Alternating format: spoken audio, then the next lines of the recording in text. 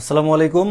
কি অবস্থা সবার, কেমন আছো সবাই? একটু জানাবা আমার ভয়েস শোনা যাচ্ছে কিনা। আমরা ক্লাসটা একটু লেট করে ফেলছি, অবশ্যই একটা কারণ আছে। সবাই একটু জানাও সবকিছু ঠিকঠাক কিনা। আমরা ক্লাসটা একটু লেট করে ফেলছি।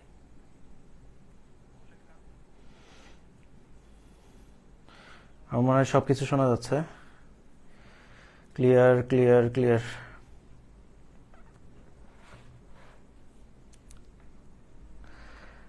ওকে ওকে ওকে, অনেকজন চলে আসছে। আচ্ছা, ক্লাসটা শুরু করতে একটু লেট হয়ে গেছে, তার কারণ হচ্ছে আমাদের এই এলাকায় আজকে ঢাকায় কিছু, গতকাল তো ঢাকায় বৃষ্টি হয়েছে, আমাদের এই এলাকায় একটু আগে প্রচন্ড বৃষ্টি হয়েছে এবং সাথে বজ্রপাত ছিল। ঠিক আছে, যে কারণে কারেন্ট ছিল না, ক্লাসটা শুরু করতে একটু লেট হয়ে গেল। তো আশা করি সবাই ভালো আছো। আজকে আমাদের স্থির সরি সরি চলতরিৎ নিয়ে চলে আসছি তোমাদের আজকের ক্লাসে। চলতরিতের সবকিছু একদম কনসেপ্ট থেকে শুরু করে সবকিছু শিখাই, মানে পড়াই দিব। এই ক্লাসটা হবে অনেকটা আমরা পেইড ব্যাচে যেভাবে ক্লাস নিয়ে থাকি সেই আঙ্গিকে। এর আগে আমি গত ক্লাসে হচ্ছে শুধুমাত্র কোশ্চেন ব্যাংক সলভ করাইছিলাম। অনেকে বলতেছিল যে ভাইয়া শুধুমাত্র কোশ্চেন সলভ করাইলেন, কনসেপ্ট তো দেখাইলেন না সেইভাবে।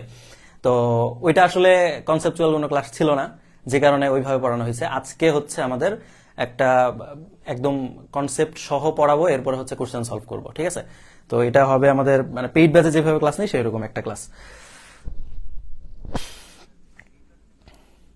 All good all good. আচ্ছা, যারা যারা সালাম দিচ্ছ ওয়ালাইকুম আসসালাম, আশা করি সবাই ভালো আছো। দেখো, আমরা হচ্ছে এই অধ্যায়টা শুরু করব। অধ্যায়টা খুবই ইম্পর্টেন্ট, অধ্যায় থেকে কোশ্চেন আসে, প্রত্যেক বছর আসে এবং প্রায়শই দেখা যায় 2টা কোশ্চেনও দিয়ে দেয়। তো এই কারণে এই অধ্যায়টা খুব ভালো মতো আমাদের শিখতে হবে। ঠিক আছে, আচ্ছা আমার মনে হয় আরো কিছু স্টুডেন্ট আসবে। আমরা লাইভটা শুরু করছি কতক্ষণ হলো?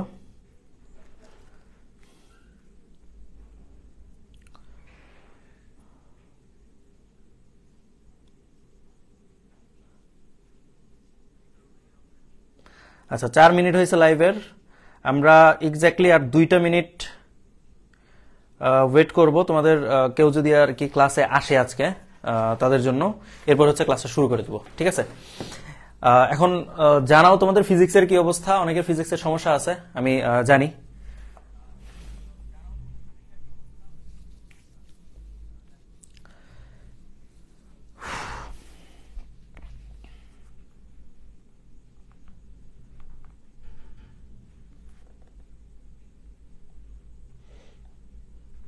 হ্যাঁ ভাইয়া, পেইড ব্যাচে এই ক্লাসগুলো আবার হবে, কারণ এটা ফ্রি ক্লাস, ফ্রি ফ্রি ক্লাসই হবে এটা। পেইড ব্যাচে তোমাদের ক্লাস শুরু হচ্ছে 7 তারিখে। 7 তারিখে অবশ্যই তোমরা ক্লাসটা পাবা।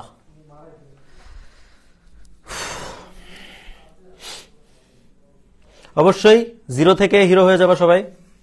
ক্লাসে একটু থাকতে হবে, শেষ পর্যন্ত থাকবে আশা করি, এবং ক্লাসে মনোযোগ ধরে রাখতে হবে। ঠিক আছে, অবশ্যই অন্যদের ক্লাসে এসে আমি মাঝে মাঝে তোমাদের ডিস্টার্ব করি, এটা হচ্ছে অন্য ব্যাপার, কিন্তু আমার ক্লাসে তোমরা কেউ ডিস্টার্ব করো না।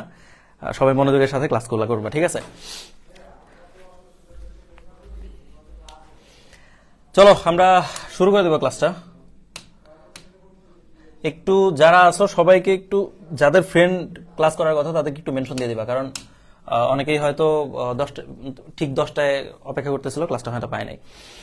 আচ্ছা চলো শুরু করি। অনেক আর বললেন না আজকে, আর বললেন না যে ম্যাথ পারেন না।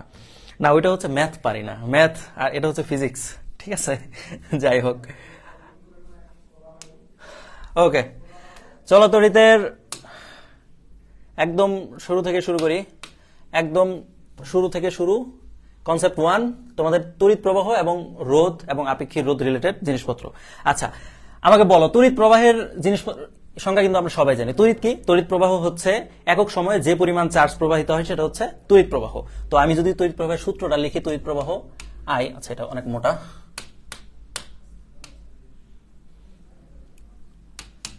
দেখো তড়িৎ প্রবাহ যদি আই হয়, যেহেতু একক সময় প্রবাহিত চার্জ, তাহলে হচ্ছে চার্জের পরিমাণকে আমি কি দিয়ে সময় দিয়ে ভাগ করে দিলাম, এটা হচ্ছে চার্জ বা তড়িৎ প্রবাহ। তো তড়িৎ প্রবাহে এখানে কোনটা দিয়ে কি নির্দেশ করে? কিউ কি? কিউ হচ্ছে চার্জ এবং টি কে টি হচ্ছে কতটুকু সময় ধরে সে প্রবাহিত হয়েছে। ধরো তুমি সময় কাউন্ট হচ্ছে আগে শুরু করছো, তখন হচ্ছে তৈরি প্রবাহিত হয় নাই, তো সেটা কিন্তু এই আয়ের হিসাবে আসবে না, ঠিক আছে। যখন চার্জ প্রবাহিত হওয়া শুরু করছে তখন থেকে সময়টা হিসাব করতে হবে, এটা কিন্তু মাথায় রাখবা। আচ্ছা, আশা করি তড়িৎ প্রবাহ বুঝে গেছো। এখন এই যে তড়িৎ প্রবাহ যে জিনিসটা, এখানে আসলে কিসের প্রবাহ হয়? ইলেকট্রনের প্রবাহ হয়। ইলেকট্রনটা কোন দিক থেকে কোন দিকে যায়? ইলেকট্রন সব সময় নিম্ন বিভব থেকে উচ্চ বিভবের দিকে যাবে, নিম্ন বিভব থেকে উচ্চ বিভবের দিকে যাবে। আর কারেন্ট বা ইলেকট্রিসিটি কই যাবে? উচ্চ বিভব থেকে নিম্ন বিভবের দিকে। যে কারণে আমরা যখন একটা সার্কিট লিখি, সার্কিটের যে কোষ যে থাকে, কোষের এটা যদি প্লাস প্রান্ত হয়, এটা যদি মাইনাস প্রান্ত হয়, আমরা আমাদের তড়িতের যে প্রবাহ দেই সেটা হচ্ছে এই দিক থেকে এই দিকে দেই। কারণ কি? এটা হচ্ছে উচ্চ বিভব থেকে নিম্ন বিভবের দিকে, ঠিক আছে। এই কারণে হচ্ছে তড়িতের প্রবাহটা হচ্ছে এইখান থেকে বের হয়, মাইনাস দিয়ে ঢুকে, প্লাস দিয়ে বের হয়, মাইনাস দিয়ে ঢুকে। এগুলা কিন্তু সার্কিট সলভের ক্ষেত্রে তোমার মাথায় রাখতে হবে। এই কারণে হচ্ছে আগে আমি একটু দেখা দিচ্ছি। আচ্ছা, আশা করি এই জিনিসটা বুঝছো। ওকে, এখন আরো কিছু বিষয় আছে, যেমন হচ্ছে তোমাদের রোধ আছে এবং আপেক্ষিক রোধ আছে। রোধ এবং আপেক্ষিক রোধ কি? রোধ হচ্ছে একটা পরিবাহীর ভিতর দিয়ে তড়িৎ প্রবাহিত হওয়ার সময় যে পরিমাণ বাধা সে হচ্ছে লাভ করে, সেটা হচ্ছে কি একটা যে কোনো একটা পদার্থের রোধ, বা এটা তার একটা গাঠনিক একটা ধর্ম। আচ্ছা, রোধ আসলে কি দিয়ে প্রকাশ করি? রোধ আর দিয়ে প্রকাশ করি। রোধ কিসের সাথে সম্পর্কিত? রোধের সাথে সম্পর্ক হচ্ছে দুইটা জিনিসের। রোধ যখন রোধের দৈর্ঘ্য বাড়লে রোধ কি হয়? বাড়ে। আবার যদি তুমি প্রস্থচ্ছেদের ক্ষেত্রফল যদি বাড়ায় দাও, তাহলে রোধ কি হবে? কমবে। প্রস্থচ্ছেদের ক্ষেত্রফল বাড়ায় দিলে রোধ কি হবে? কমবে। তো এই কারণে আমাদের এ বা প্রস্থচ্ছেদের ক্ষেত্রফলের সাথে সম্পর্ক হচ্ছে ব্যস্তানুপাতিক। তো এই সূত্র থেকে আমি হচ্ছে এখান থেকে সূত্রে আসতে পারি যে আর ইকুয়াল, এখানে একটা কনস্ট্যান্ট দিতে হবে। কনস্ট্যান্টটা কি আসবে? যেহেতু রোধের ক্ষেত্রে আপেক্ষিক রোধ হচ্ছে কনস্ট্যান্ট, তো আপেক্ষিক রোধটা চলে আসবে রো এল বাই এ। এটা হচ্ছে আমাদের জেনারেল সূত্র রোধ নির্ণয়ের ক্ষেত্রে, যেখানে আমাদের এখানে বেশ কিছু জিনিস আছে।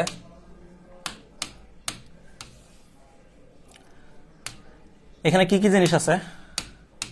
এই যে রো দিয়ে আসলে কি বুঝায়? রো হচ্ছে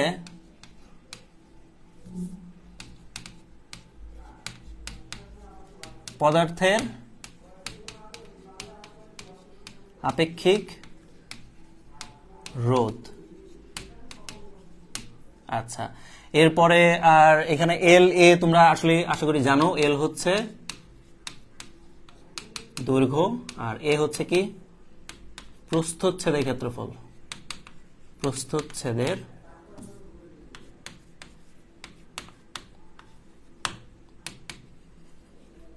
ক্ষেত্রফল। ওকে, তো এই ছিল সম্পর্ক। এখন এই সূত্র থেকে আমরা কিন্তু খুব সহজেই এই যে রো এর মানটা বের করে আনতে পারবো। রো কি? আপেক্ষিক রোধ। তো কখনো যদি তোমার সূত্রে যদি এইভাবে বলে যে রো বা আপেক্ষিক রোধের সাথে দৈর্ঘ্য কিংবা আয়তনের সম্পর্কগুলো আসলে কি, এটা যদি বের করতে চায় বা তুমি যদি বের করতে চাও মানটা, রো এর মান, তো সেক্ষেত্রে কি হবে? আর এ বাই এল। তো সূত্রটা হচ্ছে এখান থেকে এরকম আসে। এখন পরীক্ষায় প্রশ্ন করতে পারে যে ভাইয়া, পরীক্ষা ধরো প্রশ্ন আসছে যে বললো যে আপেক্ষিক রোধ বা কোন একটা পদার্থের আপেক্ষিক রোধ কিসের উপর নির্ভর করে? তো এই যে এই প্রশ্নের উত্তর তোমরা কি দিবা? তখন কি সেটা আয়তন কিংবা দৈর্ঘ্যের উপর নির্ভর করবে?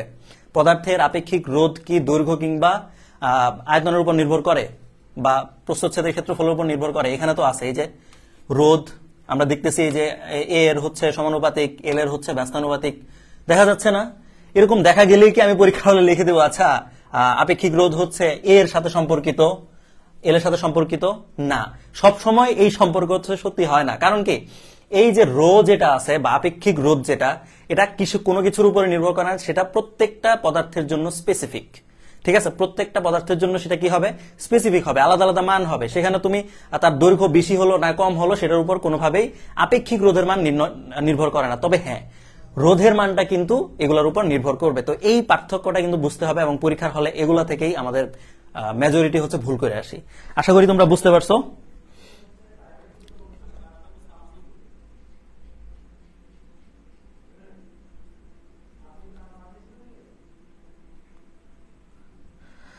আসসালামু আলাইকুম ভাইয়া।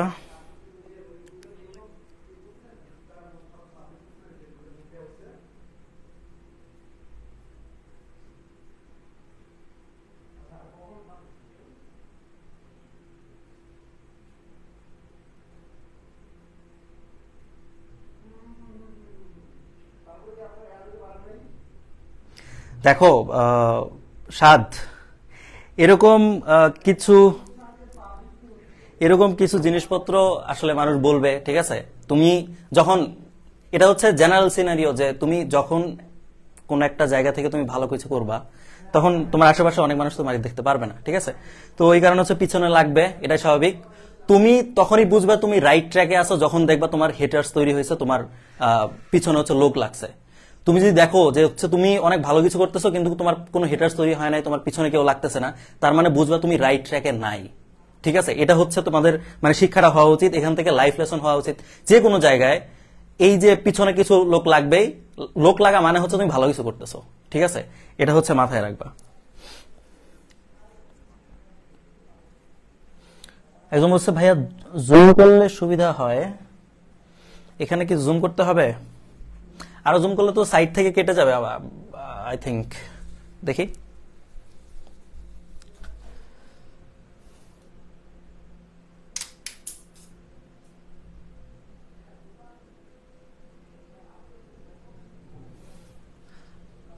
আচ্ছা হালকা একটু জুম করে দিছি, আশা করি এখন একটু কাজ হওয়ার কথা।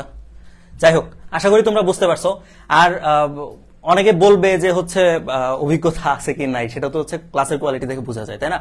তো এটা আসলে তোমরা বিচার করবে আসলে কার ক্লাস কেমন হচ্ছে না হচ্ছে। যাই হোক, আশা করি বোঝাতে পারছি। এই যে রোধ আর আপেক্ষিক রোধের যে সম্পর্কটা আর পার্থক্যটা, এই দুইটা জিনিস কিন্তু মাথায় রাখতে হবে। আচ্ছা, এখন পরীক্ষা হলে কি কি আসতে পারে? এখান থেকে পরীক্ষার হলে আসবে যে একটা নির্দিষ্ট একটা কোন একটা ধরো তার কিংবা যে কোনো একটা পদার্থের ভিতর দিয়ে যখন তড়িৎ প্রবাহিত হয়, তার রোধের পরিমাণ কিসের কিসের উপর নির্ভর করে, সেখান থেকে হচ্ছে পরীক্ষায় দেয়। যেমন ধরো বলতেছে একটা তারের প্রস্থচ্ছেদের ক্ষেত্রফল হচ্ছে 2 গুণ বাড়ায় দিলা, তাহলে তার রোধের পরিমাণ কি হবে? সেখান থেকে আমাদের কি করতে হবে, যে এই যে প্রস্থচ্ছেদের ক্ষেত্রফল এ আর হচ্ছে রোধ হচ্ছে আর, তো এটার মধ্যে সম্পর্ক কি? তারা কি ব্যস্তানুপাতিক। এই যে আর আর এ সম্পর্ক কি? ব্যস্তানুপাতিক। তো ব্যস্তানুপাতিক হলে অবশ্যই এ যদি তুমি 2 গুণ করো, আর এর মান কত হবে? অর্ধেক হবে। এখন এখান থেকে যে মানে টেকনিক্যাল কোশ্চেন যেটা করবে সেটা হচ্ছে, যদি বলে যে এ বা তোমার প্রস্থচ্ছেদের ক্ষেত্রফল যেটা আছে এটা না দিয়ে বলতেছে হচ্ছে ব্যাসার্ধ আর, বলতে ব্যাসার্ধ আর তুমি দ্বিগুণ করলা, তখন কি হবে? তখন তোমার এ থেকে আর এর সম্পর্কটা বের করে আনতে হবে। এ ইকুয়াল আমরা জানি প্রস্থচ্ছেদের ক্ষেত্রফল হচ্ছে পাই আর স্কয়ার। নরমালি হিসেবে তারের প্রস্থচ্ছেদ হিসেবে আমি ধরে নিলাম, বৃত্তাকার যেহেতু সার্কুলার, এই কারণে হচ্ছে পাই আর স্কয়ার। তো পাই আর স্কয়ারের ক্ষেত্রে আমাদের দেখতে হবে এর সাথে আর এর সম্পর্ক কি? সমানুপাতিক, এবং এ কে আমরা হচ্ছে আর স্কয়ার দিয়ে রিপ্রেজেন্ট করতে পারবো যখন হচ্ছে আমরা এই যে সমানুপাতিক চিহ্নগুলো নিয়ে কাজ করবো তখন। তো এই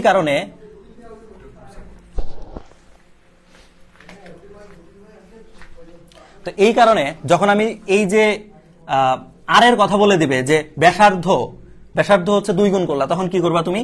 এই যে আর এর জায়গায় হয়ে যাবে হচ্ছে 1/r স্কয়ার, অর্থাৎ আর এর সাথে সম্পর্ক হচ্ছে আর সমানুপাতিক আর স্কয়ার, ঠিক আছে? অর্থাৎ তুমি যে আর এর মান যদি 2 গুণ বাড়াও, 2 গুণ বাড়ানো মানে কি? দ্বিগুণ করা, তার মানে 2 গুণে 4, ঠিক আছে? অর্থাৎ তোমার এই যে এই আর এর মান এটা হয়ে যাবে কি 4 গুণ, ঠিক আছে? আশা করি বুঝতে পারছো যে সম্পর্কগুলো আমরা আসলে কিভাবে নির্ণয় করবো। আমি বরাবরই, অনেকে হচ্ছে এটাতে কমপ্লেন থাকতে পারে যে আমি চাইলেই তোমাকে হচ্ছে সরাসরি হুবহু মুখস্থ করে দিতে পারি যে ভাইয়া আর যদি থাকে তাহলে হচ্ছে তুমি যে মানটা থাকবে এন গুণ করলে এন স্কয়ার হবে। আর মানে এটা কিন্তু আমি মানে সরাসরি তোমাদের মুখস্থ করাই দিতে পারি যে যদি আর এর মান বলে, আর এর মান এন গুণ হলে, সরি এটা হচ্ছে আর না, এটা হচ্ছে ব্যাসার্ধ আর, ঠিক আছে? ব্যাসার্ধ আর এর মান যদি এন গুণ হয়, তাহলে এই যে আমার যে আর রোধ আর এর মান হচ্ছে এন স্কয়ার গুণ হয়। এটা হচ্ছে মুখস্থ করাই দিলাম, কিন্তু মুখস্থ করাই দিলে তোমার সমস্যাটা যে এখানে ধরো যে কোনো ভাবে কোশ্চেনটা চেঞ্জ করে দিতে পারে, তখন কিন্তু তুমি ব্যাসার্ধ ছাড়া অন্য কিছু থাকলে মাথা তোমার গুলায় যাবে। এই কারণে আমি সবসময় চেষ্টা করি যে এই সম্পর্কটা এখান থেকে আমি কিভাবে পাইলাম, এন স্কয়ারটা আসলে কিভাবে আসলো, এটা হচ্ছে তোমার জানা দরকার সর্বপ্রথম, ঠিক আছে? তো এই কারণে এইভাবে হচ্ছে ম্যাথগুলা করবা। আচ্ছা, আশা করি এই যে রোধের সাথে সম্পর্ক হয়ে গেছে। আর এই যে দৈর্ঘ্যের সাথে রোধের সম্পর্ক কি সমানুপাতিক, অর্থাৎ দৈর্ঘ্য যদি তুমি দ্বিগুণ করো আর রোধ হবে কি দ্বিগুণ, এভাবেই সম্পর্কগুলা আসবে আশা করি।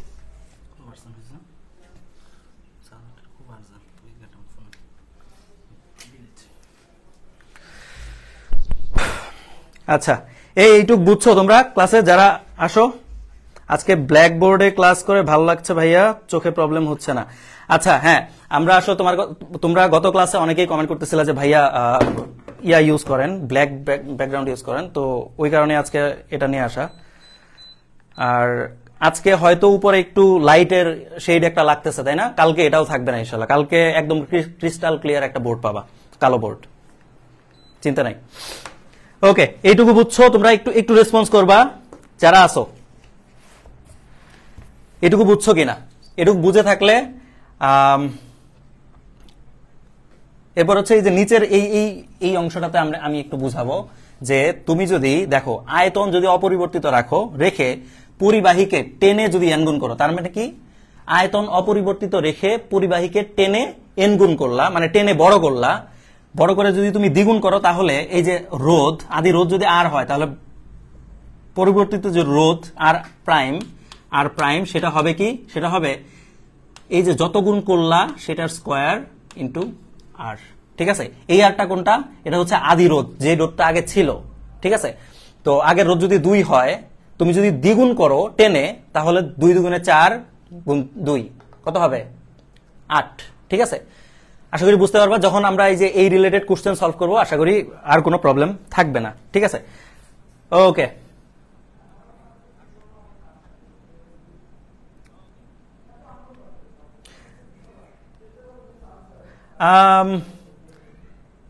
রেশমি, আমি কিন্তু এই জিনিসটা হচ্ছে বারবার, এটা হচ্ছে আমি ফোকাস করে বলে দিছি যে দেখো, যখন রোধ নির্ভর করে হচ্ছে দৈর্ঘ্য আর প্রস্থচ্ছেদের ক্ষেত্রফলের উপর, কিন্তু এই যে আপেক্ষিক রোধ এটা কোনো কিছুর উপর নির্ভর করে না। ঠিক আছে, আপেক্ষিক রোধ নির্ভর করে সেই পদার্থের উপাদানের উপর। কিসের উপর? সেই পদার্থের উপাদানের উপর। সে কি দিয়ে তৈরি, তামা দিয়ে তৈরি, লোহা দিয়ে তৈরি, নাকি দস্তা দিয়ে তৈরি, সেটার উপর নির্ভর করবে, আর কোনো কিছুর উপর নির্ভর করবে না। আশা করি বুঝতে পারছি। আচ্ছা চলো আমরা একটু কোশ্চেন সলভ করি।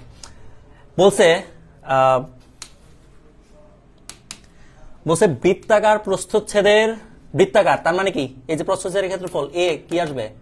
পাই আর স্কয়ার আসবে। আচ্ছা, কোন পরিবাহীর ব্যাসার্ধ কি করলাম? অর্ধেক করলাম। অর্ধেক করা হলে রোধ কত গুণ হবে?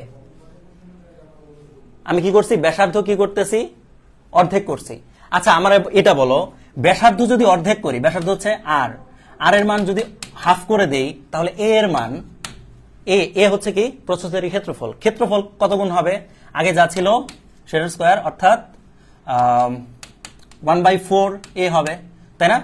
মানে প্রস্থচ্ছেদের ক্ষেত্রফলটা হয়ে যাবে কি? 4 ভাগের 1 ভাগ হয়ে যাবে, মানে 4 গুণ কমে গেল। তো যদি এই প্রস্থচ্ছেদের ক্ষেত্রফল যদি 4 গুণ কমে, তাহলে আমার বলো রোধের পরিমাণ কি হবে? আমরা জানি রোধ সমানুপাতিক 1/a। তাহলে যদি এটার সাথে এটার সম্পর্ক কি হবে বলো তো? ব্যস্তানুপাতিক। এটা যদি 4 গুণ কমে, এটা কি হবে? 4 গুণ বাড়বে। Simple logic. তো সেখান থেকে বলো রোধ কত গুণ হবে? 4 গুণ হবে, 4 গুণ হবে, 4 4 4 4 4। আরে জোস, সবাই জোস। হ্যাঁ, তাহলে রোধ হবে 4 গুণ। কিভাবে করলাম আশা করি বুঝাইতে পারছি। এখন এই যে পরিবাহীর ব্যাসার্ধ অর্ধেক না করে আমি যদি বলতাম যে 1/3, মানে 3 ভাগের 1/3 করে ফেললাম, তো সেই ক্ষেত্রে তোমার ম্যাথটা কিভাবে করতা? এই যে 1/3 যেটা আছে সেটার স্কোয়ার করলে তো সেটা আয়তন চলে আসবে। তো এই কারণে স্কোয়ার করে দিলাম, কত হইলো? 1/9। এটা হচ্ছে আয়তন। তো তাহলে আমার এই যে রোধ কি হবে? এটার উল্টাটা, অর্থাৎ 9। তার মানে সেই ক্ষেত্রে রোধ হইতো 9 গুণ। ঠিক আছে, আচ্ছা এরপরে কোশ্চেন বলছে একটি তামার তারের রোধ আর হলে এর দ্বিগুণ দৈর্ঘ্য ব্যাসার্ধ বিশিষ্ট। দ্বিগুণ দৈর্ঘ্য ব্যাসার্ধ বিশিষ্ট। আচ্ছা, তার মানে দৈর্ঘ্য যেটা এল প্রাইম হবে হচ্ছে 2l। এটা কি বুঝতেছো? বলছে কি যে দৈর্ঘ্য কি করলা? দ্বিগুণ করে দিলা। তো আগের দৈর্ঘ্য যদি এল হয়, তাহলে এল প্রাইম, পরের দৈর্ঘ্যটা কত হবে? 2l হবে।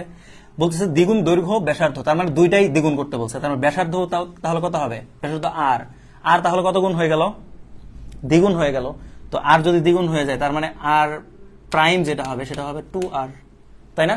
2r। আচ্ছা, বলছে বিশিষ্ট একটি তামার তারের রোধ কত হবে।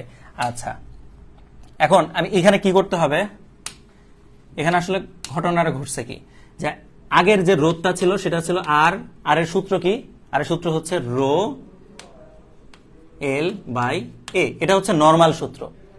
আমার লেখা কি দেখা যাচ্ছে? আশা করি দেখা যাচ্ছে। হ্যাঁ, তো এটা যদি রো ইন্টু এল বাই এ হয়, আমি এই জায়গায় হচ্ছে আর প্রাইম যেটা পাবো, আর প্রাইম মানে পরিবর্তিত রোধ যেটা, সেটা আসলে কত গুণ হবে, রো তো রোই, কারণ কি দুইটাই তামার তার, তাহলে কি চেঞ্জ হবে, রো এর মান চেঞ্জ হবে না। তাহলে এল এর মান কি হয়েছে, এল এর মান প্রথমে ছিল এল, এখন হয়ে গেছে 2l। আর এই যে এ এর মান হচ্ছে প্রথমে যেটা ছিল, পরেরটা কত হবে, এ ইকুয়াল হচ্ছে পাই আর স্কোয়ার, তাহলে হচ্ছে পাই আর স্কোয়ারের জায়গায় হবে কি 2r এর স্কোয়ার হবে, তাই না? 2r স্কোয়ার কিন্তু হয়, তো 2r স্কোয়ার মানে কি 4r স্কোয়ার হবে আলটিমেটলি।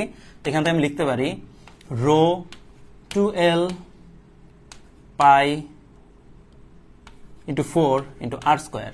তো এখান থেকে এই 2 এই 4 কে কাটা দিলে থাকে কত, এখানে থাকে হচ্ছে 2, আর রো এল বাই এ এই যে পাই আর স্কোয়ার মিলে হবে হচ্ছে, এখান থেকে আমি দেখাচ্ছি, এখান থেকে যদি আমি একটু ফ্রেশ করে দেখাই, যে পাই থাকে, এল থাকে, আর এখানে থাকে হচ্ছে 2 পাই আর স্কোয়ার। এখন এই যে পাই আর স্কোয়ার কিন্তু এ আমরা আগেই জানি, এই যে পাই আর স্কোয়ার এটা কি কিসের মান ছিল, এ এর মান ছিল। তো এখানে যদি আমি এটার পরিবর্তে এ বসাই দেই, এই যে এইটুকুর মান কত বলো, rho l by A, rho l by A, rho l by A যেন কত ছিল, এই যে রো এল বাই এ এটা কত ছিল, আর এর মান ছিল, তার মানে এইটুকু পুরাটা মিলে হচ্ছে আর, আর এটা হচ্ছে আর বাই 2, অর্থাৎ আর প্রাইম যেটা সেটা হবে কি আর বাই 2 হয়ে যাচ্ছে। ঠিক আছে, আমি একটু ভেঙে ভেঙে দেখাইলাম, কিন্তু এটা যদি তুমি মানে একদম মানে সহজে চিন্তা ভাবনা করো তাহলে সহজে পেরে যাবা কিভাবে। আচ্ছা, এই যে দেখো দৈর্ঘ্য হচ্ছে তুমি সরি ব্যাসার্ধ কি করলা, দ্বিগুণ করলা, তার মানে কি নিচে দ্বিগুণ 2 এর স্কোয়ার মানে হচ্ছে নিচে হচ্ছে 4 চলে আসছে, আর দৈর্ঘ্য যেহেতু দ্বিগুণ করছো তার মানে উপরে কত 2, এই 2 এই 4 এর মধ্যে যায় 2 বার, অর্থাৎ 1/2 ইন্টু আর, এটা হচ্ছে তোমার অ্যান্সার। বুঝতে পারছো?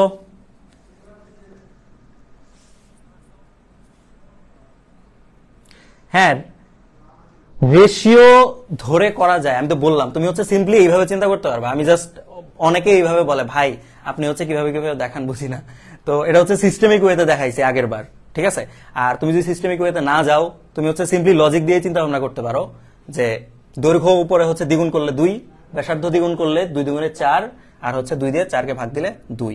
আশা করি হয়ে গেছে। আচ্ছা, এটার অ্যান্সার দাও আমাকে, এটা সবাই পারবে আশা করি। 1 অ্যাম্পিয়ার কারেন্ট হলো ড্যাশ, 1 অ্যাম্পিয়ার কারেন্ট আসলে কি, কত 1 অ্যাম্পিয়ার কারেন্ট, এটার অ্যান্সার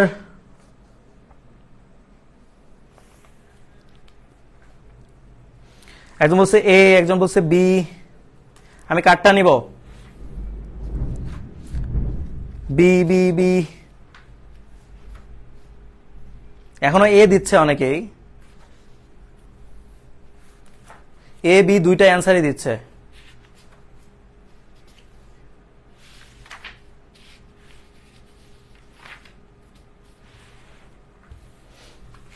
আচ্ছা দেখো 1 অ্যাম্পিয়ার কারেন্ট কি, 1 অ্যাম্পিয়ার আমি হচ্ছে আই, এই যে তড়িৎ প্রবাহের একক কি অ্যাম্পিয়ার, অর্থাৎ এখানে যেটা বলছে 1 অ্যাম্পিয়ার বলতে জাস্ট আই কে বুঝাইছে, আই ইকুয়াল কি কিউ বাই টি, কিউ চার্জের একক কি কুলম্ব, সময়ের একক কি সেকেন্ড, তো আলটিমেটলি সিএস ইনভার্স 1।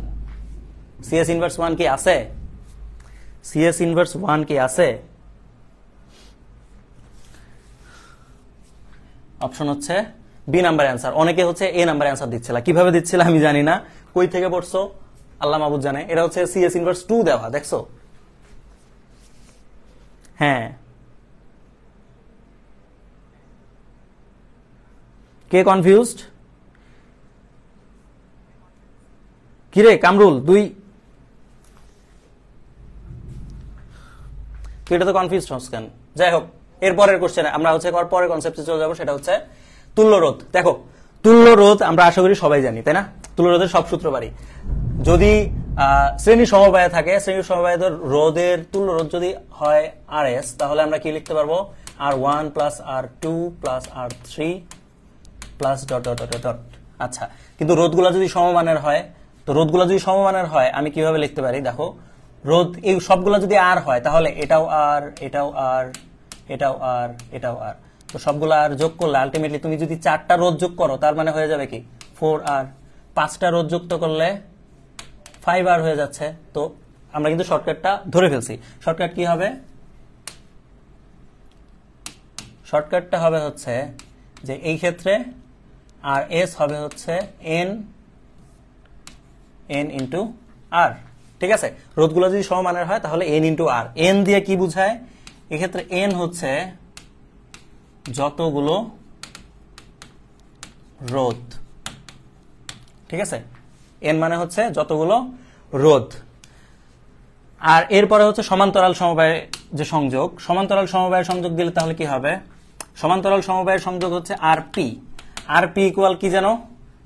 আমরা হচ্ছে ব্র্যাকেট দিব প্রথমে R1 inverse 1 plus R2 inverse 1 plus R3 inverse inverse 1 plus dot dot dot whole inverse 1। তো এটাকে হচ্ছে আরেকটু সহজভাবে লেখা যায়, যে সহজ ফর্মটা কি আমরা সবাই জানি, যে R1 1 by R1 plus 1 by R2 plus 1 by R3 plus dot dot dot, এটা কি 1 বাই RP। তো এটাকেই যদি আমি একটু ভেঙে ভেঙে লিখি, মানে একটু দেখতে সুন্দর লাগে এরকম ফর্মে লিখি, তাহলে হচ্ছে দেখতে এরকম লাগে। ঠিক আছে, আচ্ছা এটা তো গেল।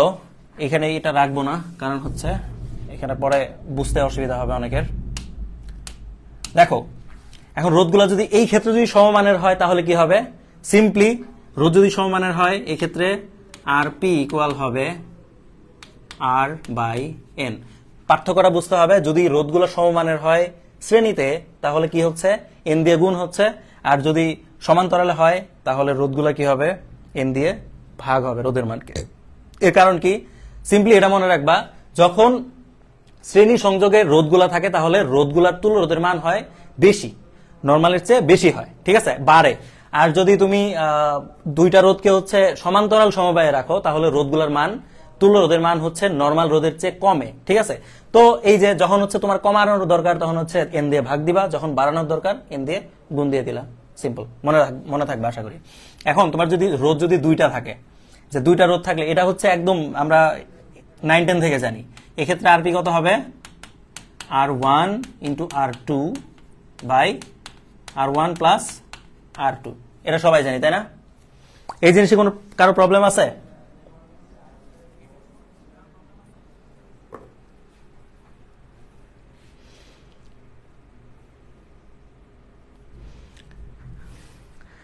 এই পর্যন্ত কারো প্রবলেম আছে?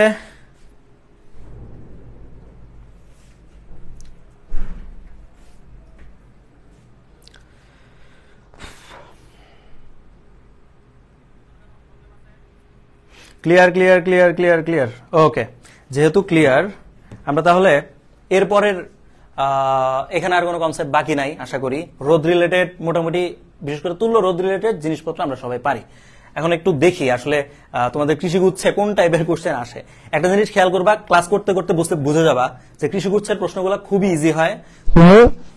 লিটারালি এই তুল্য রোধের ম্যাথগুলা মানে খাতা কলম ছাড়া করতে পারবা। ঠিক আছে, আমি প্রমাণ দিচ্ছি। দেখো 4 ওহমের 3টি রোধকে, দেখো 4 ওহম মানের 3টি রোধকে একবার শ্রেণীতে এবং একবার সমান্তরালে সংযুক্ত করা হলো, 2 সমবায়ের অনুপাত কত? এটার জন্য একটা শর্টকাট আমি দেখাবো। তার আগে এটা আসলে মানে সিস্টেমিক ওয়েতে কিভাবে করতে হয় সেটা আগে দেখায়, তারপরে শর্টকাটটা দেখাচ্ছি। যদি 3টা রোধকে প্রথমে শ্রেণীতে করো, তার মানে RS 4 ওহম মানের 3টা, তার মানে কি 3 ইন্টু 4। আচ্ছা, এটা এইভাবে রাখলাম হিসাবের সুবিধার্থে। আর এটাকে যদি RP হয়, 3টা রোধকেই কি করলাম আমি? সমান্তরালে যুক্ত করলাম। সমান্তরাল তাহলে কি হবে? 4 বাই 4 ওহম মান কয়টা রোধ? 3টা রোধ, 3 দিয়ে ভাগ। এখন বলতেছে এই দুই সমবায়ের অনুপাত কত। প্রথমে কোনটা আছে? শ্রেণীতে আগে, সমান্তরালে পরে আছে, তাহলে অনুপাতটাও সেম ভাবে হবে, শ্রেণীতে আগে সমান্তরালে পরে। তাহলে উপরে হবে হচ্ছে শ্রেণীরটা, শ্রেণীতে আছে কি 3 × 4 ভাগ, আর নিচে হবে কি সমান্তরাল, তার মানে 4/3, 4/3। এটাকে যদি একটু সিম্পলিফাই করে লিখি, এই 3টাকে উপরে দিয়ে গুণ দেওয়া যায় না, এই 4টাকে নিচে থাকবে না, তার মানে এই 4 কাটা, এই 3 উপরে গিয়ে গুণ হবে, অর্থাৎ অ্যান্সার হবে হচ্ছে 9/1, বা 9/1 কে আমরা এইভাবে লিখতে পারি, 9:1 লেখা যায়। ঠিক আছে, এটা হচ্ছে আমাদের সিস্টেমিক ওয়ে, অ্যান্সার হবে সি নাম্বার। কিন্তু এটা শর্টকাট কি? শর্টকাট হচ্ছে পরীক্ষার হলে এত কিছু দরকার নাই, সব ভুলে যাও, যা শিখছো সব ভুলে যাও। ঠিক আছে, এখন ভুলে যাও, বুঝার পর সব ভুলে যাবা, কোনো সমস্যা নেই। তোমার প্রশ্ন হচ্ছে যখন হচ্ছে শ্রেণীতে আর সমান্তরালে, শ্রেণীতে আর সমান্তরালে অনুপাত হবে n²:1। কিভাবে? এই যে n² হচ্ছে শ্রেণীতে, শ্রেণীতে, আর 1টা হচ্ছে কোথায়? এটা হচ্ছে সমান্তরালে। লেখা এরকম হলো কেন? এটা হচ্ছে সমান্তরালে। এই পার্থক্য বুঝছো? এই টাইপের ম্যাথ কিন্তু প্রচুর আসে। ঠিক আছে, এটা ধারকেও আসে, 2-3 ধারকের ক্ষেত্রে কিন্তু জাস্ট তুমি সমান্তরালটা এইভাবে দিবা, এই পাশে দিবা, শ্রেণীটা ওই পাশে দিবা। ঠিক আছে, এটা হচ্ছে স্থির তড়িতের একটা সূত্র বলে দিলাম। আশা করি বুঝছো। এই শর্টকাটদের সব ম্যাথ হবে না? হ্যাঁ হ্যাঁ, আরে জোস, আমার আগে অনেকে পারছো, ভালো। এসব জিনিস আগে থেকে পারা ভালো, এবং কিভাবে নরমালি করতে হয় সেটাও জানতে হবে, কারণ সবকিছুরই এক্সেপশন আছে, এক্সেপশন দিয়ে দিলে তখন যেন ভুল না হয়। আচ্ছা, এরপরে কোশ্চেন বলছে 2টি 10 ওহম বৈদ্যুতিক রোধক সমান্তরালে সংযোগ দেওয়া হলে তাদের সমতুল্য রোধের মান কত। এটা যদি না পারো তুমি এই জীবন, মানে এই পৃথিবী থেকে চলে যাও ভাই। তুমি আল্লাহর আজকে বলো আমার জন্য রশি পাঠাও, তুমি উঠে যাও, এটার অ্যান্সার না পারলে।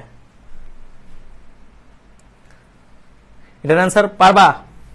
এই সবার থেকে অ্যান্সার চাই, সব না পারলে তুমি ভাই তোমার এই জীবন ব্যর্থ, তোমার এই পৃথিবীতে বেঁচে থাকার কোনো অধিকার নাই। এরপরেও যারা ভাবতেছো এটাও পারি না, ঠিক আছে, তাদের জন্য আবার দেখাই দিচ্ছি, তোমাদের এই ব্যর্থ জীবনকে আমি সফল করে দিচ্ছি। সফল কিভাবে করব আমি একটু আগে বলে দিছি। যখন সমান্তরাল সংযোগ থাকবে, তাহলে যেই রোধটা থাকবে, রোধের মানকে, যতগুলা রোধ সেই এন এর মান দিয়ে ভাগ দিতে হয়।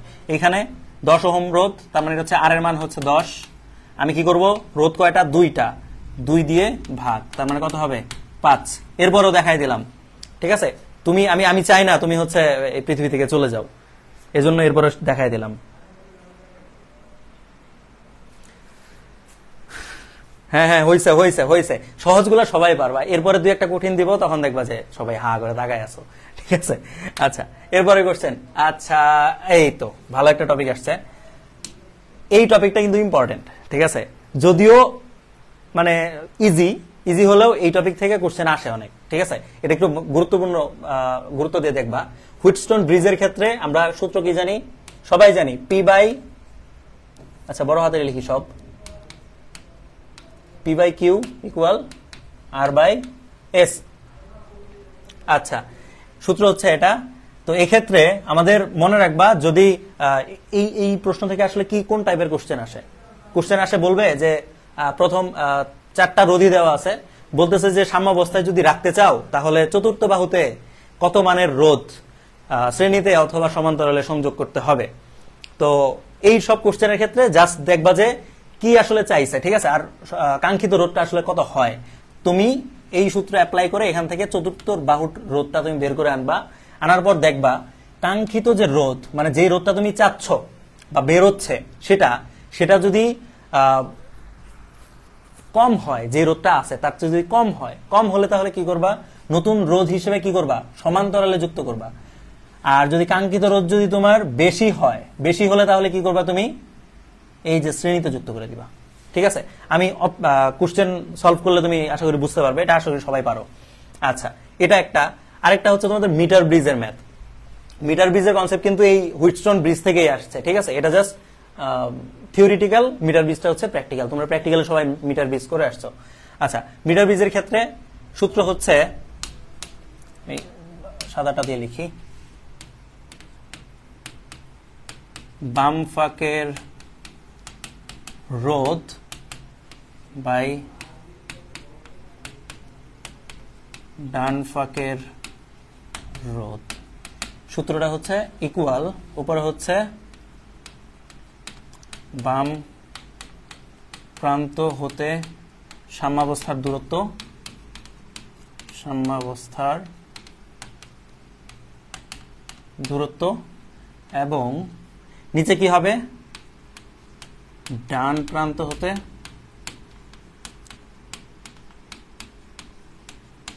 সাম্যাবস্থার দূরত্ব। আচ্ছা, এই সূত্রটাকে আমরা একটু মানে গাণিতিক উপায়ে কিভাবে লিখি, যে উপরে পি, নিচে যদি কিউ হয়, আর উপরে যদি এল হয়, এখানে যদি হচ্ছে 100 মাইনাস এল হয়, তাহলে এই যে এটাই হচ্ছে তোমার এই সূত্রটা। অবশ্যই সাম্যাবস্থা কই থেকে হিসাব করবা তুমি, সাম্যাবস্থাটা বাম প্রান্ত থেকে হিসাব করবা, ঠিক আছে? সাম্যাবস্থা বাম প্রান্ত থেকে হিসাব করা হয়, যে কারণে এই এলটা হচ্ছে কি বাম প্রান্ত থেকে দূরত্ব, বাম প্রান্ত থেকে দূরত্ব। আর তাহলে এটা যদি এল যদি বাম প্রান্ত থেকে দূরত্ব হয়, তাহলে পি কি হবে বলো? পি কি বাম ফাঁকের রোধ নাকি ডান ফাঁকের রোধ? এটা হচ্ছে বাম ফাঁকের রোধ, বাম ফাঁকের। এখন পরীক্ষার হলে সবসময় তো তুমি এত সহজ ভাবে তোমার যেভাবে শিখছো সেভাবে পাবা না, তোমাকে হচ্ছে উল্টাই দেওয়া থাকবে। তো তুমি এবং তুমি পরীক্ষা হলে বুঝতেও পারবা না যে আসলে কোনটা আসলে দেওয়া আছে কোনটা দেওয়া নাই। এই কারণে পরীক্ষা হলে যেন সূত্র উল্টা পাল্টা না হয়, তার জন্য আমি যেটা বলে দিব সেটা হচ্ছে মনে রাখবা, এই যে দাগ দিলা, এই পাশে একটা দাগ দিলা, ঠিক আছে? এখন তোমাকে বলে দিছে যে ডান ফাঁকের দূরত্ব দিয়ে দিছে, ডান ফাঁকের রোধ দিয়ে দিছে, তাহলে তুমি মানগুলো হচ্ছে বসাবা কিভাবে, ঠিক আছে? অবশ্যই মনে রাখবা, উপরে এটা যদি এই যে এইখানে যে মানটা বসাবা, এইটা যদি পি হয়, এটা যদি ডান ফাঁকের হয়, ধরো এটা বাম ছিল, এটা বাম ছিল বলে এটা বাম, এটা এই পিটা যদি ডান ফাঁকের হয়, তাহলে উপরে এইখানে যে মানটা বসাবা এটা হবে কি ডান ফাঁকের, ঠিক আছে? মানে এক কথায় এই যে সমান চিহ্নের অনুপাতের উপরে আর নিচে, উপরে দুইটাই থাকবে ডান অথবা দুইটাই থাকবে বাম, নিচে দুইটাই ডান থাকবে অথবা দুইটাই বাম থাকবে, ঠিক আছে? এই কনসেপ্টটা মাথায় রাখলে আশা করি এই সূত্র উল্টাপাল্টা হবে না, ঠিক আছে? আর হচ্ছে একদম সরাসরি এই সূত্র ছাড়াই করতে পারবা। আশা করি বুঝছো। আমরা ম্যাথ করলে এই জিনিসটা আরো বেশি ক্লিয়ার হবে। দেখো ম্যাথ করি, বলছে মিটার ব্রিজের তারের দৈর্ঘ্য কত, এটা বলো, এটা বলো।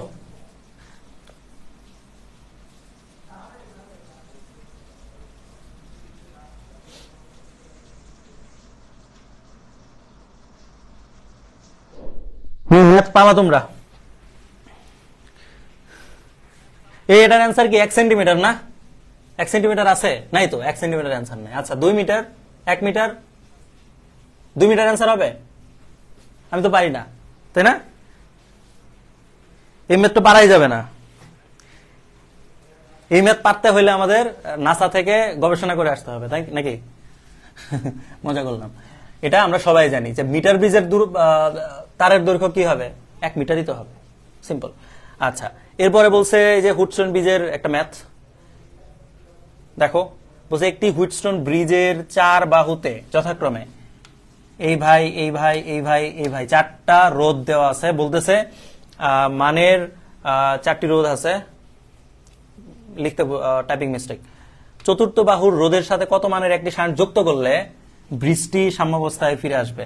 একটা জিনিস মাথায় রাখবা, এখানে বলছে কি শান্ট যুক্ত করা না। শান্ট মানে কি? শান্ট যেখানেই পাবা সেটাই হচ্ছে সমান্তরালে যুক্ত করা। শান্ট মানে হচ্ছে কি সমান্তরালে যুক্ত থাকবে। অর্থাৎ তোমাকে হচ্ছে কোশ্চেন করার আগেই বলে দিছে যে তোমার যে রোধটা সেটা হচ্ছে সমান্তরালে যুক্ত করতে হবে। অর্থাৎ তোমার কাঙ্ক্ষিত যে মানটা সেটা আসবে কি, যে রোধ আছে তার চেয়ে কম আসবে, ঠিক আছে? এখন তুমি অ্যান্সার বের করার পরে তুমি বুঝতেই পারবা যে আসলে এটা যদি বেশি আসে তাহলে বুঝবা তোমার মানটা আসলে ভুল আসছে, ঠিক আছে? আর যদি কম আসে তাহলে বুঝবা ঠিক আছে। এগুলো হচ্ছে মানে তোমার ম্যাথ ঠিক আছে কিনা সেটা বুঝার একটা উপায়। ওকে, আমরা হচ্ছে ম্যাথটা সলভ করি। তো সিরিয়ালি যখন হচ্ছে এইভাবে মান দেওয়া থাকবে তুমি সিরিয়ালি ধরে নিবে, এটা হচ্ছে পি, এটা হচ্ছে কিউ, এটা হচ্ছে আর, এটা হচ্ছে এস, ঠিক আছে? ধরো এরকম হচ্ছে 10 আর 5 ভাগ করতে পারতেছো না, ভাগ হচ্ছে না, কি করবা? যেটা ভাগ হচ্ছে সেটা করবা। ধরো মানগুলো আমি এইভাবে দিলাম 6, 5 18 ড্যাশ, এখানে কত মান হবে? এখানে কিন্তু বলে দেয় না কোনটা কোন জায়গায় আছে, ঠিক আছে? তো যেহেতু বলে দেয় না, তুমি জাস্ট একদম ইজিয়েস্ট ওয়েতে যাবা। এটা 6 18 সম্পর্ক কত? 3 গুণ। এটা 5, তাহলে এখানে কত হবে? 3 গুণ সম্পর্ক হবে। এটা কত হবে? 15 হবে। বুঝতে পারছো? বুঝছো বুঝছো বুঝছো?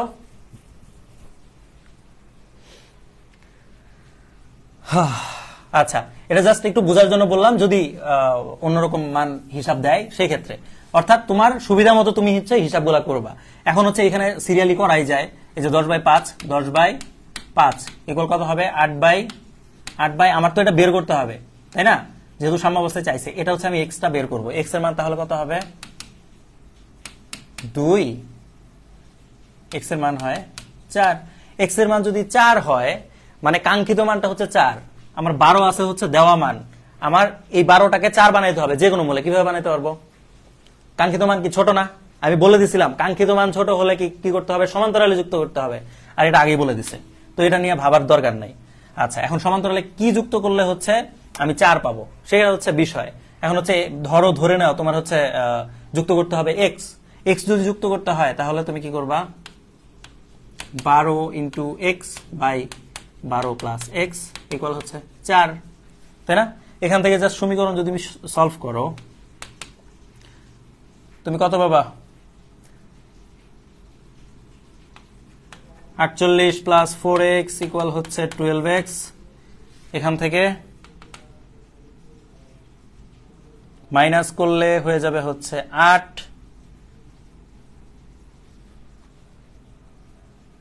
8x ইকুয়াল হচ্ছে 48, x ইকুয়াল কত? 6, অর্থাৎ অ্যান্সার হবে 6। আমার অনেক আগে অ্যান্সার দিছো, এরপরও আমি হচ্ছে একদম পুরাটা হচ্ছে করাই দিলাম আর কি, ঠিক আছে? আশা করি আমি এত স্লো হচ্ছে করে দেই, সলভ করে দেই, এরপরেও যে বোঝার সমস্যা থাকবে যে ভাইয়া কিভাবে সলভ করলাম বুঝলাম না, ঠিক আছে, আমি বলবো যে আমি ব্যর্থ ভাইয়া। আশা করি বুঝছো এটা, তাই না? এটা বুঝছো না?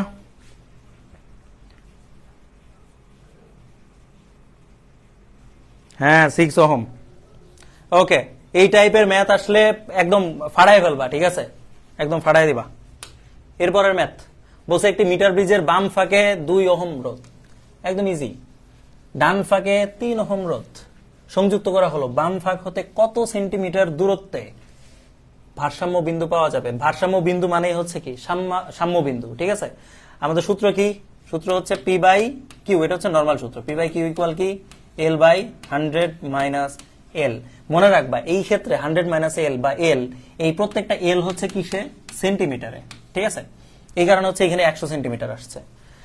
আচ্ছা, এখন আমার সবকিছু দেওয়াই আছে, আসলে সবগুলা ডিফাইন করে দেওয়া, তাহলে তো আমার প্যারার কিছু নাই। বাম ফাঁকের রোধ কত? 2। ডান ফাঁকের রোধ কত? 3। আচ্ছা, বলছে বাম প্রান্ত হতে কত দূরে ভারসাম্য বিন্দু পাওয়া যায়? তো আমি ধরলাম বাম প্রান্ত হতে এক্স দূরত্বে, তো এল এর মানটা আমি বের করবো আলটিমেটলি। এল এর মান আমি জানি না, 100 মাইনাস এল। এখন এখান থেকে সলভ করো না, কি হবে? 3l ইকুয়াল কত হবে? 200 মাইনাস 2l। এটা যদি এই পাশে আনি কত হবে? 5l ইকুয়াল কত? 200। এখান থেকে কি আমি তো জীবনেও এই ভাগ পারবো না, তাই না? আমি মরে যাব, শহীদ হয়ে যাব, তাও এই ভাগ আমি পারবো না, তাই তো? আমি না পারলেও তোমরা পারবা আশা করি, ঠিক আছে? এটার অ্যান্সার হচ্ছে 40। আশা করি বুঝাইতে পারছি এই যে এই টাইপের সূত্রগুলো কিভাবে ইউজ হয়। এবং মাথায় রাখবা এই টপিক থেকে ম্যাথ আসে, বারবার আসে, ঠিক আছে? তো সূত্রগুলা একটু সব মানে এই অধ্যায়ের আমি বলি এই অধ্যায়টা কিন্তু বাস্তবিক অর্থে মানে যদি কনসেপচুয়াল কোশ্চেন করা হয় অনেক কঠিন কঠিন কোশ্চেন করা যায়, কিন্তু তোমাদের কৃষিতে এই অধ্যায় থেকে যা কোশ্চেন আসবে সব হচ্ছে তুমি সূত্র পারলেই সব পারবা, ঠিক আছে? সবগুলা সূত্র যদি তোমার মাথায় থাকে এবং সূত্রের কনসেপ্টটা যদি বুঝো যে এটার সাথে এটার সম্পর্ক কি, হ্যাঁ, কিভাবে আসছে, এটা বুঝলেই তুমি সব ম্যাথ পারবা, ঠিক আছে? একটাও ভুল হবে না, আমি গ্যারান্টি দিতে পারবো।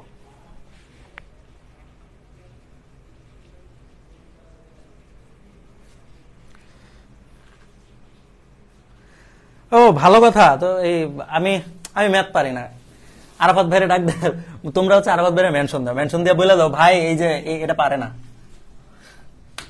এরপরে কনসেপ্ট দেখো, গ্যালভানোমিটার, শান্ট ও অ্যামিটার। এটা এটা এই যে এটা হচ্ছে আমি ট্রিপল 4 ভোল্ট স্টার দিয়ে রাখলাম। এখানে আমি যতগুলা সূত্র দেখাবো সবগুলা একদম ঠোঁটের আগেলা থাকতে হবে, ঠোঁটের আগেলা না, কলমের আগেলা থাকতে হবে।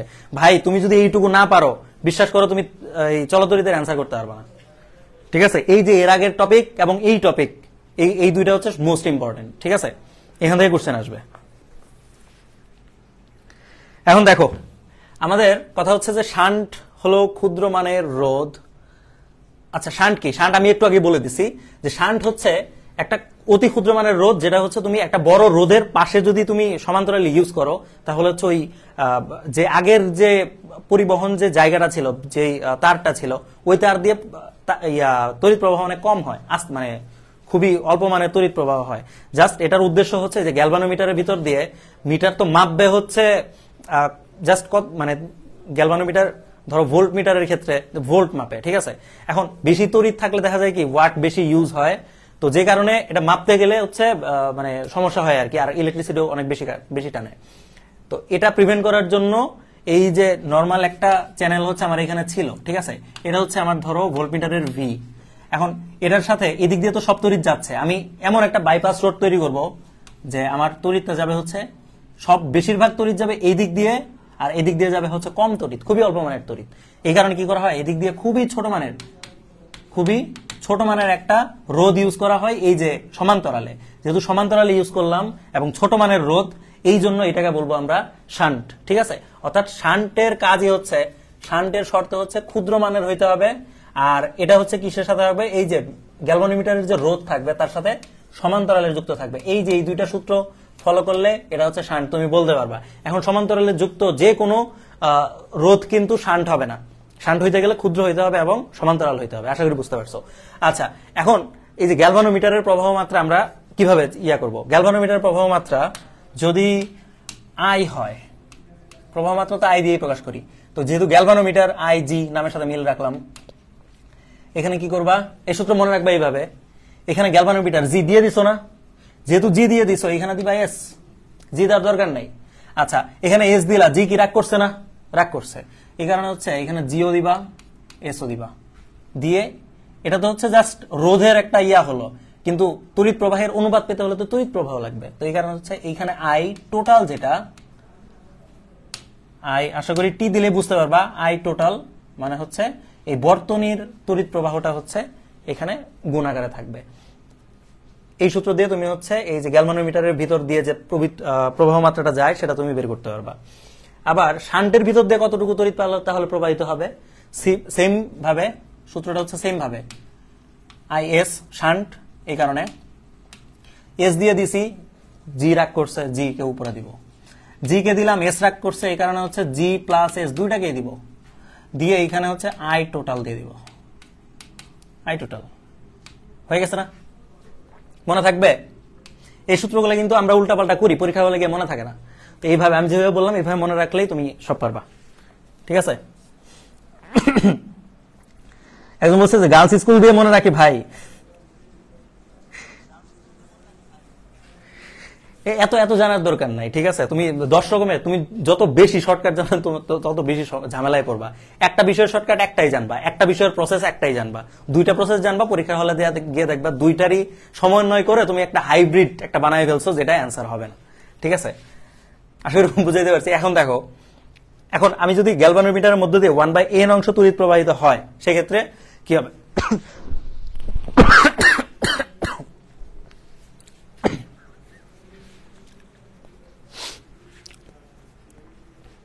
এই আমি আমি বুঝাইছি, এই সূত্র মনে থাকবে, ভুল করো না ভাই প্লিজ।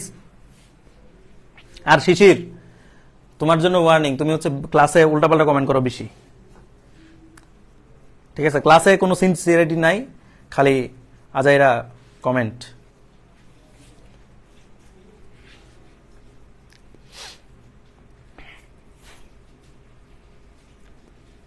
আচ্ছা, আশা করি বুঝছো। এরপরে আমরা হচ্ছে এই যে এরপরের অংশটাতে যাব।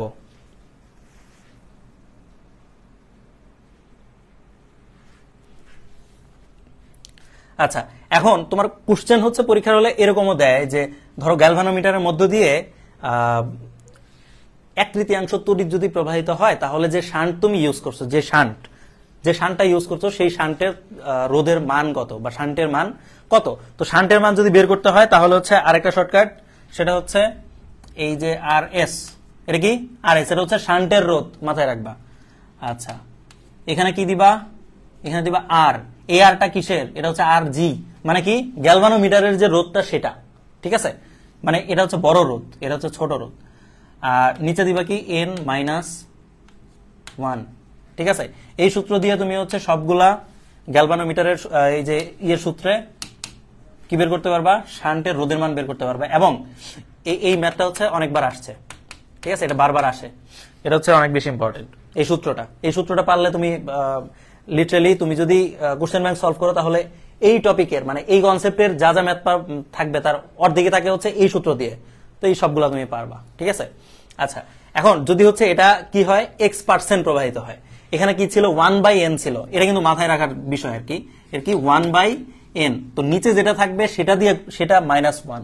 এখন যদি থাকে এরকম, ধরো আমি বলতেছি, ধরো বলতেছে যে 2/3 কি 2/3 প্রবাহিত হয়। আচ্ছা, এখন এরকম যদি একটা মান থাকে, তাহলে তুমি এন এর মান কত বসাবা আমাকে একটু জানাও তো।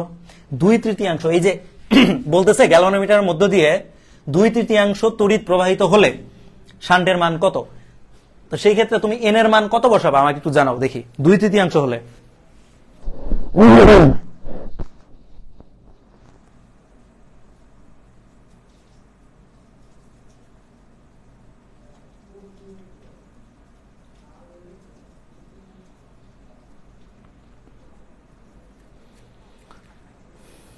দেখি কেউ পারো কিনা।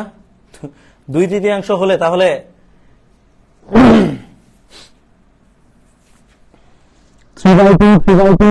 একজন বলছে 2/3। 2/3 কি হবে? হবে না। আমি কিভাবে হবে না আমি একটু দেখাচ্ছি। দেখো, যখন 1/n থাকে তখন হচ্ছে n ইউজ করি, মানে যেই অনুপাত থাকবে সেটা উল্টাই দিতে হবে। ঠিক আছে, n এর মানের জায়গায় উল্টাই দিবা জাস্ট। এখন যদি বলো 2/3 বলতে কি বোঝায়? 2/3 কে বোঝায়।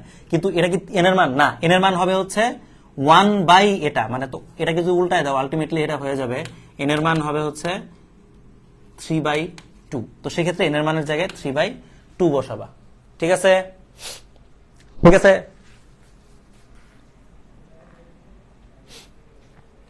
3/2 বসাবা। 1.5 না, ও হ্যাঁ 1.5ই তো। এই 1.6 ওকে ভাই, 1.6 কিভাবে হয়? যাই হোক, এটা আশা করি বুঝছো।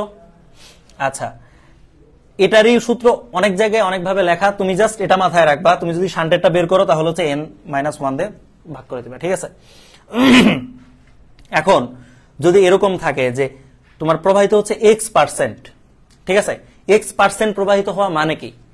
উপরে x নিচে 100, তাই না? উপরে x নিচে 100 সেম ভাবে, তাহলে n এর জায়গায় তুমি কত দিবা বলো তো?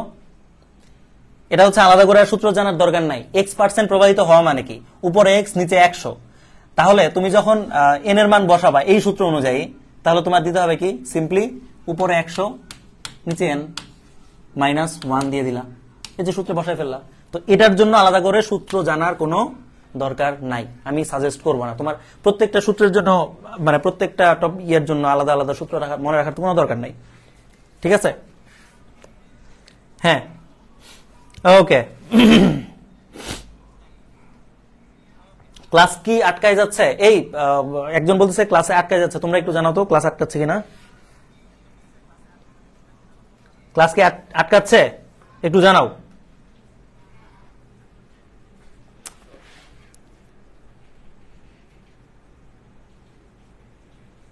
একজন বলছে ক্লিয়ার, বলতেছে আটকায় না। আচ্ছা, একজন বলছে আবার একটু বোঝান। আচ্ছা ভাইয়া দেখো, আচ্ছা অনেকের আটকাচ্ছে অনেকের আটকাচ্ছে না। একজনও যদি বলে আটকায় না, তার মানে ওর নেট আর আমার নেট ঠিক আছে, আর তোমাদের নেট সবার ঝামেলা আছে। ঠিক আছে, এই যে একজন বলতেছিল আবার বুঝান। তুমি ধরো সব ভুলে যাও, ঠিক আছে, সব ভুলে গেছো। তোমার বলতেছে যে ধরো বলতেছে যে 1/3 বা 2/3 তড়িৎ হচ্ছে বর্তনীতে প্রবাহিত হলে শান্টের মান কত। তো শান্টের মান আমি বলি, আচ্ছা এটা হচ্ছে কালো দিয়ে লিখি। শান্টের মান যদি আর এস দিয়ে লিখি, শান্টের রোধ, ঠিক আছে, বা শান্টের মান আর কি। তো সেটা কি করবা, এই যে যে গ্যালভানোমিটার যে রোধটা ছিল সেটা কত, আর জি, অথবা হচ্ছে ছোট হাতের আর দিয়ে লেখো, তাহলে তুমি লিখতে পারবা আর বা আর জি। ঠিক আছে, দিলাম। এখানে কি দিবা, n-1 দিবা। n দিয়ে কি বুঝায়, যদি 1/n অংশ হয় কি হবে, 1/n অংশ হলে n হবে। তাহলে আমি এখানে বলছি যদি 1/n অংশ না হয়ে যায় হচ্ছে 2/3 অংশ, তো সেক্ষেত্রে n এর মান কত হবে, তুমি জাস্ট উল্টায় দিবা, হবে 3/2 অংশ, অর্থাৎ এটা হচ্ছে n এর মান। ঠিক আছে, তো সেম ভাবে এখন আমি বললাম যে যখন আমি x% প্রবাহিত হবে তখন এই যে শান্টের মান কত, তখন শান্টের মান তুমি নির্ণয় করতেই পারো। নরমালি শান্টের মান হচ্ছে আর এস ইকুয়াল হচ্ছে কি, আর জি যেটা থাকবে ওটা থাকলো, আর জি আমি দিলাম, কিন্তু নিচে এন এর জায়গায় তাহলে কি দিব, যেহেতু x% প্রবাহিত হওয়া মানে এই যে এই অনুপাতটা আমি বের করে আনি না, x% প্রবাহিত হওয়া মানে হচ্ছে x/100। আচ্ছা, x/যদি 100 হয়, আমি বলছি কি যখন n এর মান বসাবো তখন হচ্ছে এটা উল্টায় দেব। ঠিক আছে, এখন উল্টায় দিলে কি হবে, 100/x। তো এটা হচ্ছে আমার n এর মান। এই জিনিসটাই জাস্ট এই সূত্রে বসাইলে 100/x - 1, ঠিক আছে, এই যে এটা বসাইলেই তুমি হচ্ছে ম্যাথটা করে ফেলতে পারবা। ঠিক আছে, এখন এটাকে ভাঙায়া হচ্ছে আর একটা সূত্র মনে রাখার কোনো দরকার নেই। ঠিক আছে, এরপরে এই যে এটার যে শর্টকাটটা, এটা আসলে এটাকে ভাঙায়া করা। ঠিক আছে, এটা এত কিছু করার দরকার নাই তো তোমাদের।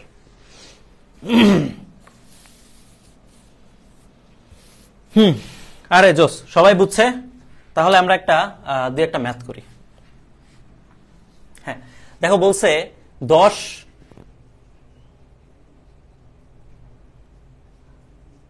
এখানে কি টাইপিং মিস্টেক, এটা খুব সম্ভবত 100 ওহম হবে। হ্যাঁ, 100 ওহম রোধের একটি গ্যালভানোমিটার যদি 10 মিলি অ্যাম্পিয়ার তড়িৎ নিরাপদে গ্রহণ করতে পারে, তো সেক্ষেত্রে 10 অ্যাম্পিয়ার তড়িৎ প্রবাহ মাত্রার জন্য কত রোধের একটি শান্ট দরকার। তার মানে শান্টের রোধ চাইছে, তাই না, তার মানে আর এস। আচ্ছা, এটার অ্যান্সার দাও দেখি, কারা কিভাবে দিচ্ছ জানতে চাই।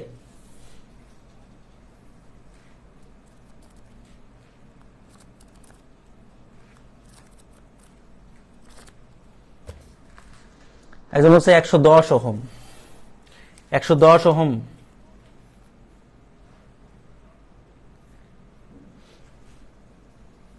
নাকি, ও আচ্ছা 110 বলে নাই, অপশন বি বলছে, অপশন বি 0.110। আমি আর কয়েকজনের জন্য ওয়েট করি, দেখি তোমরা মানে অ্যান্সার দিতে পারো কিনা।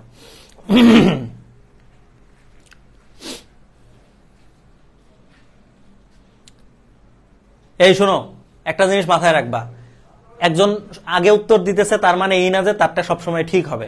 ঠিক আছে, তো পরীক্ষার মানে অনেক সময় দেখা যায় আমরা ছোটবেলা ক্লাসে এক টিচার হচ্ছে টপারকে কোশ্চেন করছে আগে, বা যে কেউকে একটা বেঞ্চের 4 জনের মধ্যে একজনের হচ্ছে জিজ্ঞেস করছে এই এটার অ্যান্সার কত, ও যেটা বলছে পুরা বেঞ্চ ওইটাই অ্যান্সার বলে। ঠিক আছে, দাঁড় করায় রাখছে এরপরে।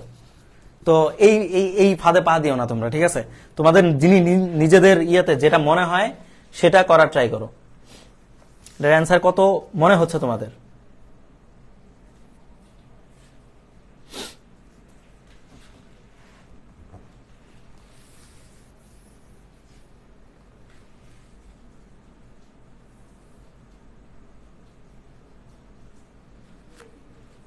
আচ্ছা, অনেকে বি আনসার দিচ্ছে। আচ্ছা দেখো, আমরা একটা জিনিস দেখি, আমি এই যে আর এস এর যে সূত্রটা লিখছিলাম তখন আমি উপরে দেখাচ্ছিলাম হচ্ছে গ্যালভানোমিটারের রোধটা। তো গ্যালভানোমিটারের রোধ এখানে দেওয়া আছে, এখানে কত 100।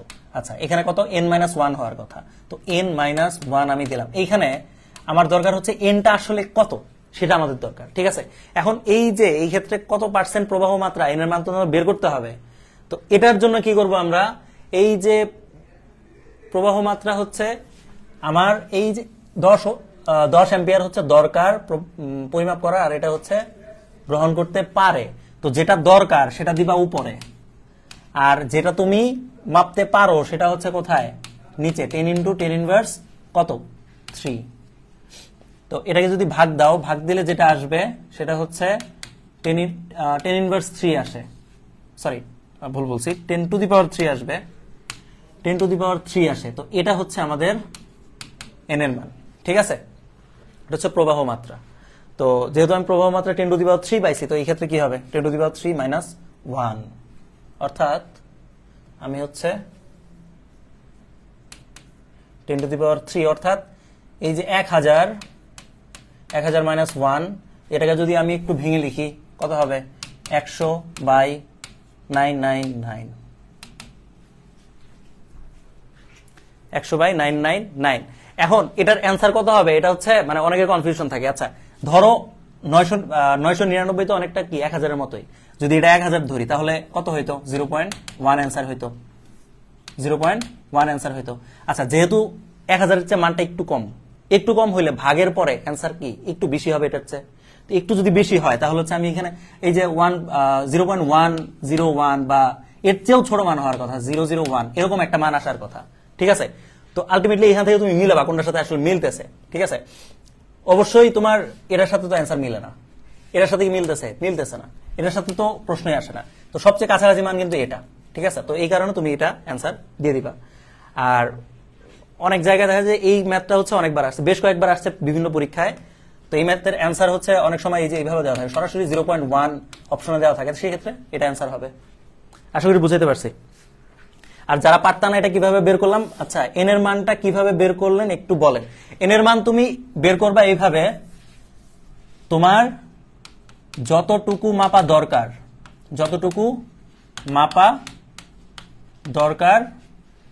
আর যতটুকু তোমার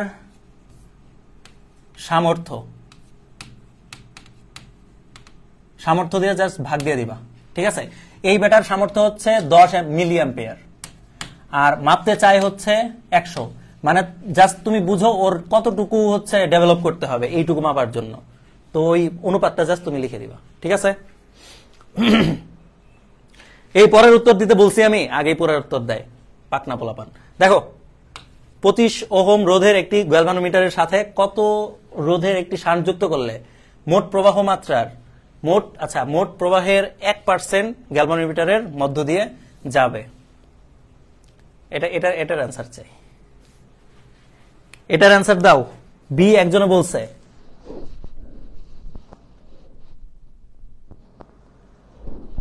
মেজারেবল বাই সেফ কারেন্ট। আরে এত এইভাবে ইয়া করার দরকার নাই, আমরা মানে যত মানে আমাদের বাংলা ভাষায় ইংলিশ শিখবো, ঠিক সরি আমাদের বাংলা ভাষায় পদার্থ শিখবো। তো পদার্থের ম্যাথ করবো আমরা মানে গতানুগতিক ওয়েতে না, আমরা যেভাবে নর্মালি কথা বলি সেভাবে। দেখো এই যে আমি হচ্ছে সূত্র শিখাইছিলাম কি, x% হইলে x% মানে হচ্ছে তোমার কাজ কি, এই x%, এখানে বলছে কি 1% মানে কি উপরে 1 নিচে 100, তাই না। তো আমি কি বলছি, যখন তুমি n এর মান দিবা তাহলে এটা যদি এত পার্সেন্ট হয়, n এর মান তাহলে কত হবে, n এর মান হবে 100, উল্টাই দিলা। তো n এর মান তুমি 100 পেয়ে গেছো, জাস্ট তোমার সূত্র কি কত বলছে 25 ওহম রোধ, তার মানে আর এস যেটা শান্টের রোধ, উপরে কি গ্যালভানোমিটারেরটা 25, নিচে কত হবে n-1, n এর মান কত 100 বাদ অর্থাৎ 99, সরি 99 আগেই দিব কেন, 100-1 বা n-1, সেখান থেকে 25/99। অ্যান্সার কি আসছে তোমাদের? হ্যাঁ, আরে জোস, সবাই অ্যান্সার দিছো, অ্যান্সার হবে বি নাম্বারটা। কিভাবে আশা করি বুঝছো, এবং এটার জন্য কিন্তু আলাদা করে সূত্র মুখস্থ করার কোনো দরকার নাই, ঠিক আছে। জাস্ট তুমি এটা মাথায় রাখবা, পার্সেন্ট দেওয়া থাকলে 5%, ধরো এইখানে বলতো, ধরো এই কোশ্চেনটা এইভাবে দিছে, আমি একটু আলাদা করে দিচ্ছি, ধরো এখানে 1% না 5% দিছে, ঠিক আছে। এটা যদি 5% হয় তাহলে তুমি ম্যাথটা কিভাবে করবা? 5% হলে তোমার অবশ্যই 5/100, এটা হচ্ছে কি তোমার নর্মাল ইয়ার মানটা। তো এন এর মান কত আসবে? এন এর মান আসবে হচ্ছে 100/5, তাই কিনা।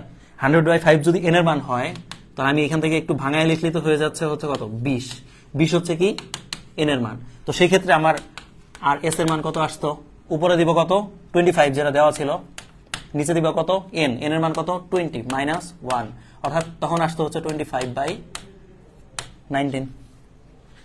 মাথায় ঢুকছে? হ্যাঁ, জোস জোস, আরে সবাই জোস।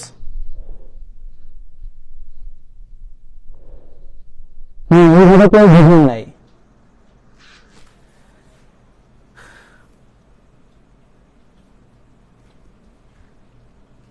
এখন বুঝলেই হবে, আজকের পরে যেন এই টাইপের, যখন এই যে বুঝছো ভালো কথা, আমি একটা কথা মনে পড়লো, এই যে আজকে তুমি ক্লাসে বুঝলা, হ্যাঁ, এখন বুঝে তুমি যদি মনে করো আমি কি মুই কি হুনুরে, ঠিক আছে, আমি তো এই টাইপের সব ম্যাথ পারি, পারলা, এরপরে হচ্ছে তুমি কোশ্চেন ব্যাংক হাত দিয়েও ধরলা না, পরীক্ষা আসলো, পরীক্ষার আগে মনে হলো যে একটু সূত্রটা দেখা যায়, সূত্রটা জাস্ট তুমি সূত্রটা দেখে গেলা, পরীক্ষার হলে গিয়ে তুমি এই ম্যাথটা জীবনও পারবা না, ঠিক আছে। এই কারণে আমি সবসময় বলি, প্রথমবার তুমি এই যে এখন ক্লাস করতেছো, এটা জাস্ট তুমি শিখতেছো, এই শিখার পর তুমি যদি এই জিনিসটা রিভাইজ না দাও তাহলে তুমি কখনোই পারবা না পরীক্ষায়। তো এর কারণে তোমার কি করতে হবে, এই ম্যাথটাই ধরো, এই ম্যাথটাই তোমার নিজের মতো করে আবার চেষ্টা করতে হবে, নিজে প্র্যাকটিস করতে হবে, ঠিক আছে। নিজে যখন প্র্যাকটিস করবা তখন এটা তোমার মাথায় থাকবে, এছাড়া কিন্তু থাকবে না। আশা করি বুঝাইতে পারছি। ওকে, এরপরে কোশ্চেন বলছে কোন বর্তনীতে গ্যালভানোমিটারের বিদ্যুৎ প্রবাহ শূন্য হবে যখন শান্টের রোধ কত হবে। কি বলছে, গ্যালভানোমিটারের বিদ্যুৎ প্রবাহ শূন্য হবে যখন শান্টের প্রবাহ কত হবে, সরি শান্টের রোধ কত হলে এটা হবে। আমি এটা হচ্ছে লজিক্যালি চিন্তা করবা, ঠিক আছে। ধরো বলছে যে গ্যালভানোমিটারের মধ্য দিয়ে বিদ্যুৎ প্রবাহ হওয়া যাবে না, এটা হচ্ছে গ্যালভানোমিটার, আমি শান্ট কোথায় দিব, সমান্তরালে দিলাম, এটা হচ্ছে শান্ট, এটা হচ্ছে গ্যালভানোমিটার। এখন আমরা বলো, আমি এই পাশে ধরো, এই পাশে একটা যে কোনো একটা মান তো থাকে, 10 ওহম ধরো আছে, এখানে আমি কত যুক্ত করলে এই পুরা বর্তনীর সার্কিট হচ্ছে, মানে এদিক দিয়ে কোনো ইয়াই যাবে না, বিদ্যুৎই যাবে না, বলো। এই সার্কিটটা হচ্ছে আমার বন্ধ করা দরকার, কত করলে এদিক দিয়ে হচ্ছে কোনো রোধ যাবে না, কারেন্ট যাবে না, বলো। একজন বলছে এ, একজন বলছে বি, একজন বলছে এ, একজন বলছে বি। আচ্ছা, এ না বি হবে, এটা জাস্ট একদম লজিক্যালি চিন্তা করলেই হয়। দেখো, তোমরা শর্ট সার্কিটের নাম শুনছো, শর্ট সার্কিট। শর্ট সার্কিট আসলে কি, ধরো তোমার এদিক দিয়ে একটা রোধ আছে, ঠিক আছে, কিন্তু তুমি কি করলা, এখান থেকে তার দিয়ে এদিকে যুক্ত করে দিলা, এখানে কোনো রোধ নাই, তখন কি হবে, তোমার কারেন্ট প্রথমে এদিক দিয়ে যাবে, এইখানে গিয়ে বেটায় আর এদিকে যাবে না, না গিয়ে ও এদিকে চলে আসবে। এই যেহেতু রোধ ফ্রি একটা পাথ পাইছে, এখানে এদিক দিয়ে চলে যাবে, তার মানে এই দিক দিয়ে কোনো রোধ বিদ্যুৎ কি প্রবাহিত হয়েছে, এদিক দিয়ে কোনো বিদ্যুৎ প্রবাহিত হয়েছে, হয় নাই। অর্থাৎ আমি যদি এই রাস্তার বিদ্যুৎ প্রবাহ বন্ধ করতে চাই, তাহলে এদিক দিয়ে রোধ ফ্রি একটা তার যুক্ত করে দিতে হবে, বুঝতে পারছো। তাহলে এই রাস্তায় রোধের মান কত, এই রাস্তায় রোধের মান কি ইনফিনিটি নাকি জিরো, জিরো। তো এই ম্যাথটা, এই কোশ্চেনটা হচ্ছে শর্ট সার্কিটের কোশ্চেন, ঠিক আছে। এখানে হচ্ছে ওই যে গ্যালভানোমিটার সূত্রের মধ্যে আমি গ্যালভানোমিটার মানে হচ্ছে জিরো বসাই দিলাম, আয়ের মান জিরো, হ্যাঁ তাই, এগুলো কিছু করার দরকার নেই। তুমি জাস্ট সিম্পলি চিন্তা করবা যে এদিক দিয়ে শূন্য বানাইতে হলে এদিক দিয়ে মানে একদম রোধ ছাড়া তার দিতে হয়, তাহলে রোধের মান কত হবে, শূন্য হবে, অর্থাৎ আর ইকুয়াল জিরো হবে। বুঝতে পারছো, লজিকে মিলছে। যখন কোনো কিছু লজিকে মিলবে না তখন সেটা নিয়ে চিন্তা করবা, যখন লজিকে মিলে যাবে সেটা বুঝে ফেলছো।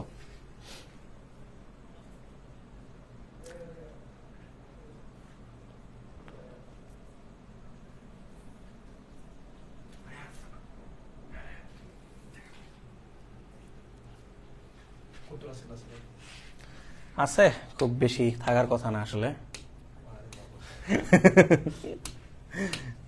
আচ্ছা যাই হোক, পোলাপানকে ভয় না দেখাই। আচ্ছা, আজকের চ্যাপ্টার তো শেষ করে যাবা নাকি? অনেক পোলাপান হচ্ছে ক্লাস থেকে ভাগতেছে, কেন ভাগতেছে আমি জানি না। বলেন বলেন আমাদের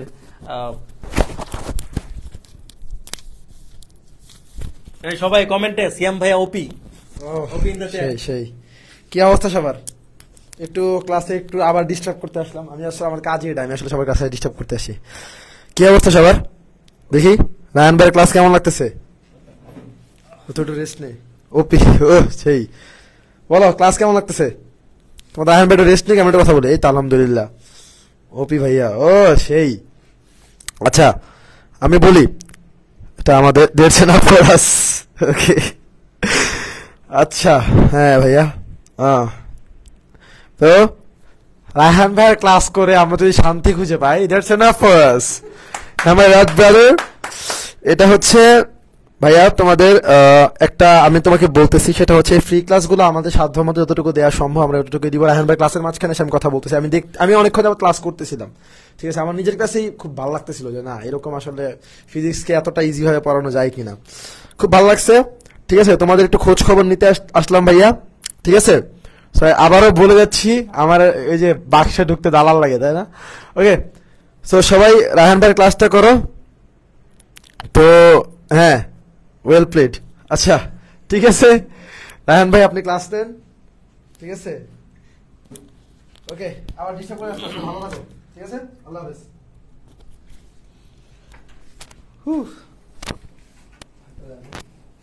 ওকে,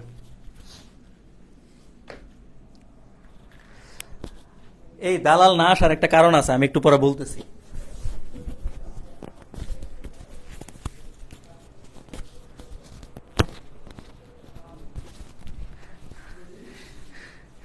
এই শোনো, দালাল আসে নাই কেন জানো?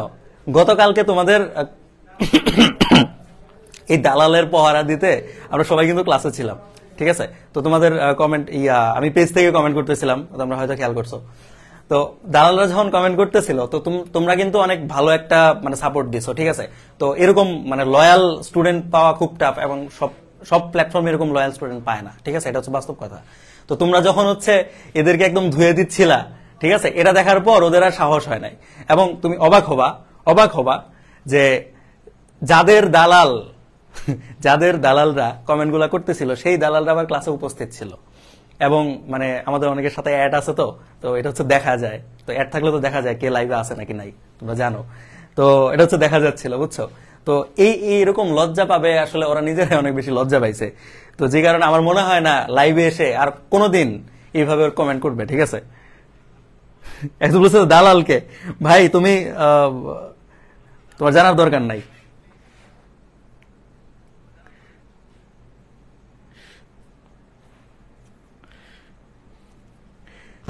যাই হোক, দালালের কাহিনী জানতে হলে পর্দা কি বলে, মেসনের পর্দায় চোখ রাখুন। ওকে, আশা করি বুঝছো এই জিনিসটা কেন হচ্ছে জিরো হইলো। আমরা পরের কোশ্চেনে যাই। পরের কোশ্চেন না, এটা হচ্ছে সুন্দর একটা ম্যাথ। বলতেছে এই যে এটা হচ্ছে খুবই সুন্দর একটা কনসেপ্ট, এখান থেকে ম্যাথ আসে। এবং বিশ্বাস করো, আমি যখন নিজে কৃষির মানে প্রিপারেশন নিয়েছিলাম, তখন এই কনসেপ্টটা আমি দেখি নাই, এবং আমি কনসেপ্টটা হচ্ছে আমি দেখে যাই নাই, এবং আমি ভাবতাম কি এইগুলো থেকে ম্যাথ আসে না। কিন্তু বিশ্বাস করো, এখান থেকে ম্যাথ আসে। এবং এই যে ম্যাথটা দেওয়া আছে, এটা হচ্ছে বাকৃবির একটা ম্যাথ, প্রিভিয়াস ইয়ারে আসা। তাই অনেকে হয়তো আমি জানি অনেকেই হচ্ছে এই জিনিসটার নাম প্রথম শুনবা, যে টেনজেন্ট গ্যালভানোমিটার আসলে কি, ঠিক আছে। টেনজেন্ট গ্যালভানোমিটার হচ্ছে, নর্মালি তো হচ্ছে সব ধরনের গ্যালভানোমিটার দেখবা যে হচ্ছে কাটা থাকে, বুঝছো। তো কাটার হয় কি, যে কাটায় হচ্ছে ওই আই এর জন্য মানে তড়িৎ প্রবাহ মাপার জন্য হচ্ছে বিভিন্ন মার্কিং করা থাকে, 1 2 3 4 এরকম। তো টেনজেন্ট গ্যালভানোমিটারের জাস্ট পার্থক্যটা এইখানে, যে ওইখানে 1 2 3 4 না দিয়ে ওইখানে দেওয়া থাকে হচ্ছে কোণের মান, ঠিক আছে, যে ওই কাটাটা কত ডিগ্রি কোণে আছে সেটা। এখন তুমি যদি কোণের মান জানো, সেখান থেকে তোমার আয়ের মানটা তোমার বের করে আনতে হবে। তো এরা হচ্ছে মানে আজাইরা কাজ আর কি। কিন্তু হ্যাঁ, কিন্তু এখানে অ্যাঙ্গেল যেহেতু থাকে, অ্যাঙ্গেল থেকে আমাদের আই এর প্রভাবটা বের করতে হবে। তো মনে রাখবা, টেনজেন্ট গ্যালভানোমিটারে যেটা হয় যে আই সমানুপাতিক ট্যান থিটা। এখানে থিটা কি, এখানে এই যে থিটাটা হচ্ছে কাটার কোণ, ঠিক আছে। তো এটা যদি সমানুপাতিক হয়, এই ক্ষেত্রে আমরা এইরকম সূত্র তো অনেক পড়ছি, যে যখন আমরা এরকম সমানুপাতিক চিহ্ন পাই, আমরা কিন্তু এইভাবে লিখতে পারি যে I1 by I2 equal tan theta 1 by tan theta 2। এইভাবে তো লিখতে পারি, তাই না? তো এইভাবে যেহেতু লিখতে পারি, আমরা কি করব, এই সূত্র দিয়েই আমরা পরবর্তী সব ম্যাথ করে ফেলবো, যদি এই যে আমাদের টেনজেন্ট গ্যালভানোমিটারের ম্যাথ যদি কোথাও আসে, ঠিক আছে। আচ্ছা, এটা যদি বুঝে থাকো, এটা আসলে মানে খুব বেশি মাথা ঘামানোর কিছু নাই, জাস্ট এটা জানলেই হবে যে I1 by I2 equal tan theta 1 by tan theta 2। এই 1 1 এক পাশে, 2 2 এক পাশে হয়, মানে সমান ইয়ার উপরে নিচে। আচ্ছা, বলছে একটি ট্যানজেন্ট গ্যালভানোমিটারের মধ্য দিয়ে 5 অ্যাম্পিয়ার এটা কি আয়ের মান বিদ্যুৎ প্রবাহিত করলে এর কাঁটা 30 ডিগ্রি কোণে বিক্ষিপ্ত হয়। অর্থাৎ আমরা বলো এখানে অলরেডি আমরা পেয়ে গেছি কিছু জিনিসপত্র, I1/I2 এই টাইপের ম্যাথে I1/I2 লিখে দিলাম, tan θ 1/tan θ 2 লিখলাম। আচ্ছা, I1 এর মান কত দেওয়া আছে বলো? 5 অ্যাম্পিয়ার। আর বিক্ষিপ্ত হয় বলছে গ্যালভানোমিটারটি কত অ্যাম্পিয়ার বিদ্যুৎ প্রবাহিত করলে কাটা 45 ডিগ্রি, অর্থাৎ θ2 এর মান দেওয়া আছে, এই মানটা দেওয়া নাই, এটা আমরা বের করব। x এটা হচ্ছে tan 30 ডিগ্রি আর নিচে কি tan 45 ডিগ্রি। এখান থেকে তোমরা x এর মান বের করতে পারবা না, এটা কি একদম অনেক কঠিন জিনিস।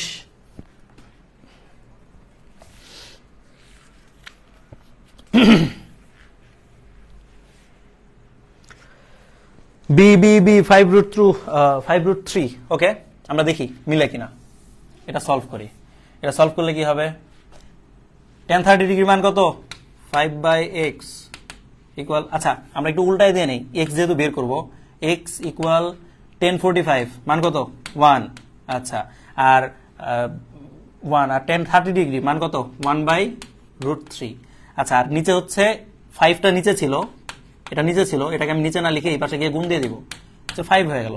আর √3টা যে এই নিচের অনুপাতের নিচে আছে, তার মানে এটা উপরে, অর্থাৎ আলটিমেটলি আমি বলতে পারি এটা এইভাবে না লিখে আমি হচ্ছে উপরে দিয়ে সরাসরি গুণ দিয়ে দিতে পারি, অর্থাৎ 5√3, অর্থাৎ অ্যান্সার হচ্ছে কি 5√3। মাথায় ঢুকছে? মাথায় না ঢুকলে মাথায় একটা ছিদ্র করে নাও, খুব সহজে ঢুকে যাবে। ড্রিল মেশিন লাগলে আমাকে বলতে পারো।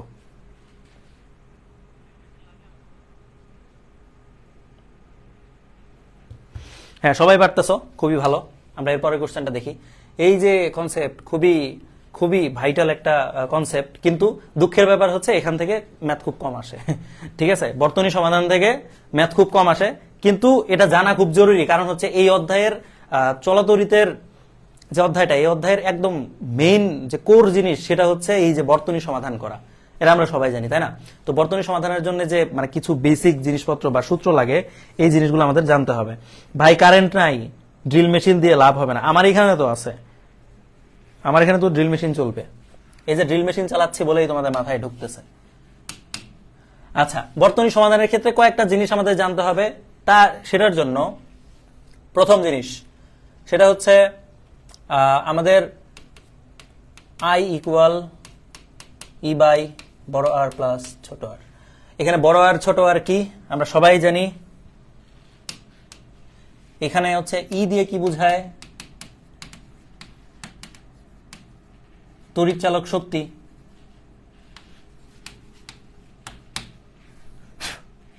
এটা হচ্ছে তড়িৎ চালক শক্তি। বড় আর কি? এটা হচ্ছে বর্তনীর রোধ।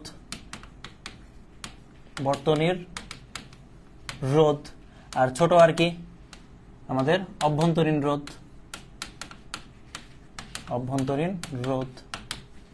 আচ্ছা, আর আই কি? আই হচ্ছে বর্তনীর তড়িৎ প্রবাহ।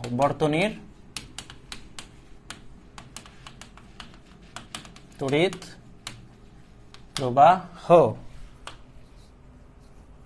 আচ্ছা, যেহেতু এগুলো হচ্ছে বর্তনী তড়িৎ প্রবাহ। আচ্ছা, এই সূত্র থেকে আমরা হচ্ছে আরো একটু ডেভেলপ করে হচ্ছে এইভাবে লিখতে পারি, এই উপরে নিচে যদি আর গুণ করি কত হবে? I R plus I into ছোট আর ইকুয়াল কত? ই, তাই না? আচ্ছা, এই আই ইন্টু আর আমরা জানি আই ইকুয়াল ভি বাই আর, তাই না? তো এখানে ভি ইকুয়াল কত হয়? আই আর হয়। তো এখানে আমি হচ্ছে ভি লিখতে পারি না, তার মানে ভি প্লাস আই ইন্টু ছোট আর ইকুয়াল হচ্ছে ই। এই ইটা হচ্ছে একটা কোষের তড়িৎ চালক শক্তি, এই ভিটা হচ্ছে বর্তনীর টোটাল বিভব পতন বা বিভব পার্থক্য, আর আই হচ্ছে তড়িৎ প্রবাহ, আর ছোট আর কি? আমাদের কোষের অভ্যন্তরীণ রোধ। তো আশা করি এই তিনটা ফরম্যাটেই হচ্ছে তুমি মাথায় রাখবা, পরীক্ষার হলে যে কোনো একটা ফরম্যাটে ম্যাথ দিতে পারে, তুমি চাইলে এখান থেকে ভাঙা এইভাবে লিখতে পারবা। তবে কিছু কিছু জিনিস ধরো সরাসরি এইভাবে মনে রাখা মানে সুবিধাজনক আর কি। পরীক্ষা হলে ম্যাথ নর্মালি এইভাবে হচ্ছে দেয়, তোমার সরাসরি বিভব বের করতে দেয়, তো তখন হচ্ছে তুমি সরাসরি এটা ইউজ করতে পারবা। তো আমি বলবো যে সূত্রটা এটা তুমি আগে থেকেই জানো, কিন্তু এই আকারেও সূত্রটা একটু মাথায় রাখবা। ঠিক আছে ভাইয়া? এত মোটা সূত্রটা এই আকারেও একটু মুখস্থ রাখবা।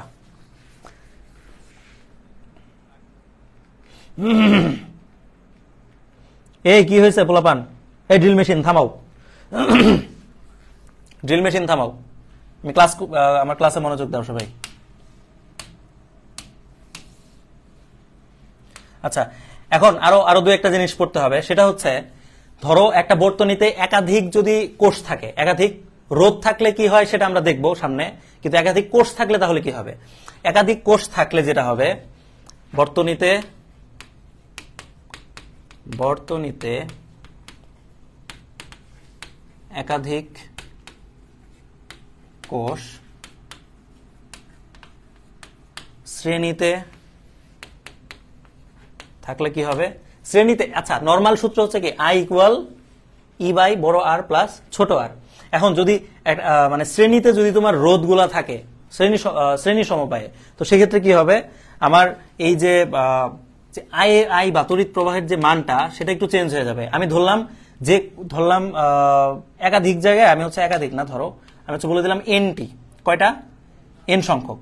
তো এন সংখ্যক যদি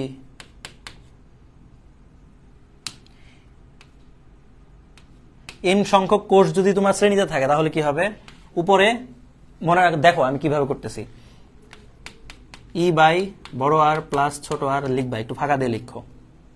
এখন যেহেতু এন সংখ্যক, উপরে এন দিবা, নিচে তুমি কি করবা? নিচে দুইটাই এন দিবা না? দুইটা এন দিবা না। মাথায় রাখবা, যখন তুমি শ্রেণীতে সংযোগ করতেছো, ঠিক আছে, শ্রেণীতে সংযোগ করা মানে হচ্ছে একটা ব্যাটারির প্লাসের সাথে আরেকটা ব্যাটারির মাইনাস যুক্ত করে দেওয়া। ঠিক আছে? তো এইভাবে যখন যুক্ত করবা, তোমার এই যে ওদের ভিতরের যে রোধগুলো আছে, অভ্যন্তরীণ যে রোধগুলা, এদের সংযোগ কিন্তু এই যে একটার মাথার সাথে আরেকটার মাথা এইভাবে কিন্তু সংযুক্ত হচ্ছে না? এইভাবে যদি সংযুক্ত হয়, তাহলে সেটাকে ওই রোধের সংযোগ কি হচ্ছে? শ্রেণী সংযোগ। তো ওই অভ্যন্তরীণ রোধগুলার সংযোগ যদি শ্রেণী সংযোগ হয়, তাহলে এই আর এর জায়গায় এটা তো অভ্যন্তরীণ রোধ, তাহলে এন ইন্টু আর, আমরা একটু আগে পড়ে আসছি, এন সংখ্যক যদি কিছু কয়েকটা রোধ, সমমানের রোধ যদি শ্রেণীতে থাকে, তাহলে তাদের কি হয়? এন ইন্টু আর হয়। তো এই কারণে হচ্ছে এন ইন্টু আর হলো শ্রেণীতে, এই কারণে হচ্ছে অভ্যন্তরীণ রোধগুলো হচ্ছে শ্রেণীতে, এই কারণে এটা যোগ। এখন এটাই ধরো, এটাই যদি আমার তাহলে থাকে, প্রশ্ন করতেই পারো যে বর্তনীতে এন সংখ্যক কোষ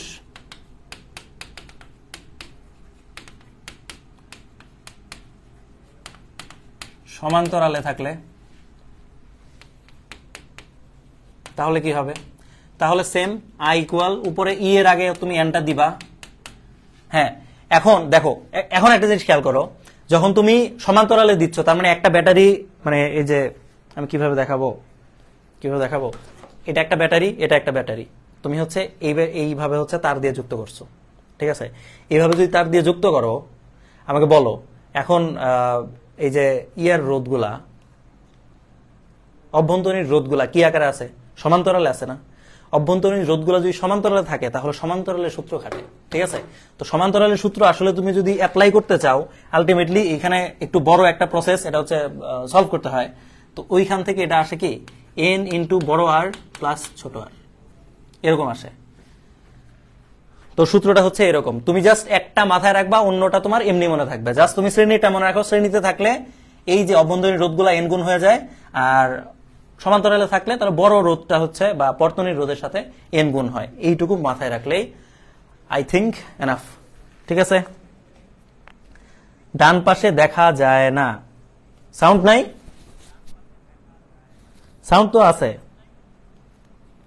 সাউন্ড আছে।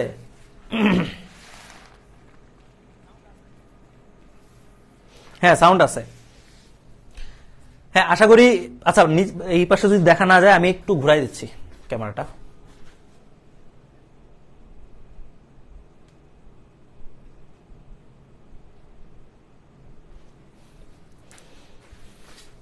এখন আশা করি দেখা যাচ্ছে। ওকে, হ্যাঁ, ক্লিয়ার। একজন বলতেছে আর কত সময় ক্লাস হবে? এই যে শেষ করে দিব। দেখো, কিছু জিনিস হচ্ছে, কিছু চ্যাপ্টার হচ্ছে ইম্পর্টেন্ট, যেগুলো ইম্পর্টেন্ট সেগুলো একটু সময় নিয়ে ভালোভাবে বুঝায়। কারণ হচ্ছে এখান থেকে যদি কোশ্চেন একটু ঘুরায় পেঁচায়ও দেয় যাতে তোমরা পারো, ঠিক আছে। আর যদি এই অধ্যায়টা যদি এরকম হয়তো যে খুব বেশি কোশ্চেন আসে না, তাহলে এত ডিপ পড়ানোর দরকার নাই। সেখানে জাস্ট একটু মানে বেসিক জিনিসপত্র আর হচ্ছে একদম যেগুলো হচ্ছে খুব কমন, এগুলো পড়লেই হয়ে যায়, ঠিক আছে। তোমাদের নিজেদের পড়ার স্ট্র্যাটেজিও এরকমই হওয়া উচিত। আশা করি বুঝছো। আচ্ছা, এরপর আরো কয়েকটা জিনিস আছে, যে ভোল্টেজ ডিভাইডার আর কারেন্ট ডিভাইডার। এটা আসলে কই আসে? যখন হচ্ছে কোষের সমবায়, মানে সরি, এর আগে ছিল কোষের সমবায়। এখন তুমি যদি জিনিসটা হয়ে যায় হচ্ছে কি বলে,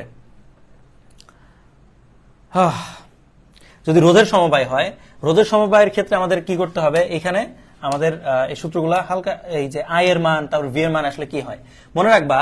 যখন একটা জিনিস শ্রেণী সমবায়ে থাকে, দুইটা রোধ এরকম যদি শ্রেণী সমবায়ে থাকে, তখন তাদের আই এর মান এখানেও যা, এখানেও তাই, এখানেও তাই। কিন্তু ভোল্টেজের মান এই বিন্দু, এই বিন্দু, এই বিন্দুর মধ্যে, এটা যদি ধরো 10 হয়, এই জায়গায় এসে হয়ে যায় 5, এই জায়গায় হয়ে যাবে হচ্ছে 0, ঠিক আছে। তার মানে এই দুই বিন্দুর মধ্যে কিন্তু একটা বিভব পার্থক্য আছে, এটা কি ভি, তাই না? এই দুই বিন্দুর মধ্যে একটা বিভব পার্থক্য আছে, তো ভি এর মান কিন্তু ড্রপ করতেছে, তাই না? কিন্তু আই এর মান এখানেও যা ছিল, এখানেও তাই আছে, এখানেও তাই আছে। এটা হচ্ছে শ্রেণী সংযোগে। এই কারণে শ্রেণী সংযোগে আমরা হচ্ছে দেখব যে ভোল্টেজ কিভাবে এটা আর এটার মধ্যে ডিভাইডেড হয়ে যাচ্ছে, ঠিক আছে। তো এই কারণে এই লয়ের নাম হচ্ছে ভোল্টেজ ডিভাইডার রুল, ঠিক আছে, মানে ভোল্টেজ ভাগ হওয়ার রুলটা। তো আর এটার সাথে এটা কি আসলে কারেন্ট ডিভাইডার রুল। এটা কখন হবে? সমান্তরাল সমবায়ে। ধরো তোমার হচ্ছে দুইটা রোধ এভাবে আছে, অবশ্যই এটা হচ্ছে একটা বর্তনীতে আছে। এখন এই বিন্দুতে হচ্ছে বিভব ভি, এই বিন্দুতে বিভব কি হবে বলতো? এখানেও ভি হবে। কারণ কি? এখান থেকে বিভব পতন হইতেই পারে, কিন্তু এখানে এসে আলটিমেটলি ডিভাইডার রুল। তো এই জন্য সবসময় মাথায় রাখবা, কারেন্ট ডিভাইডার সবসময় কোথায় কাজ করতেছে? সমান্তরাল সমবায়ে। আর ভোল্টেজ ডিভাইডার কোথায় কাজ করবে সবসময়? শ্রেণী সমবায়ে, ঠিক আছে।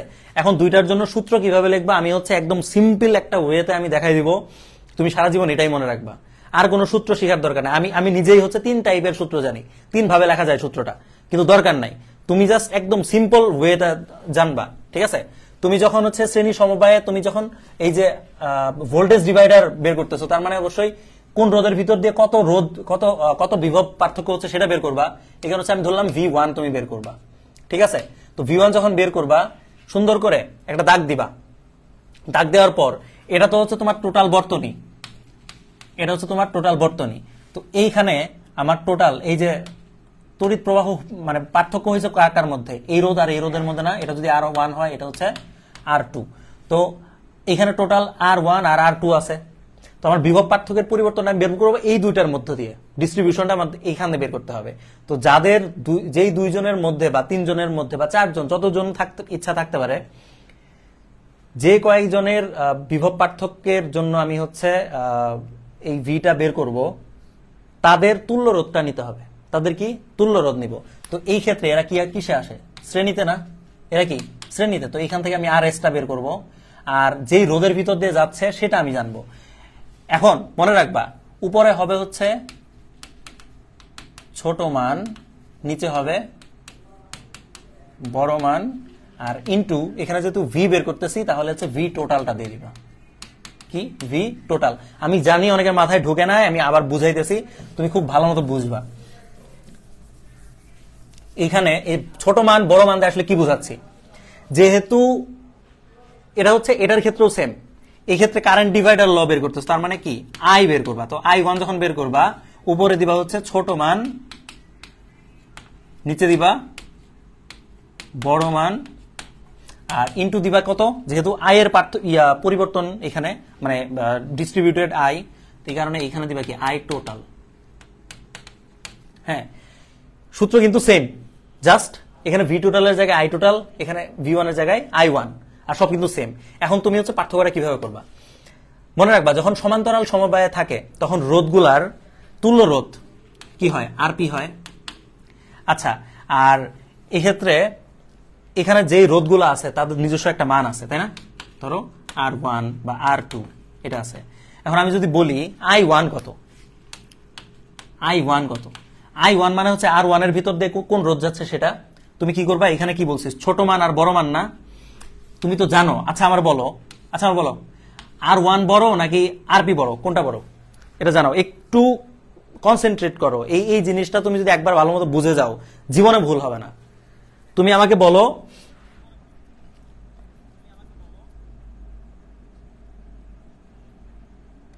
কোনটা বড়,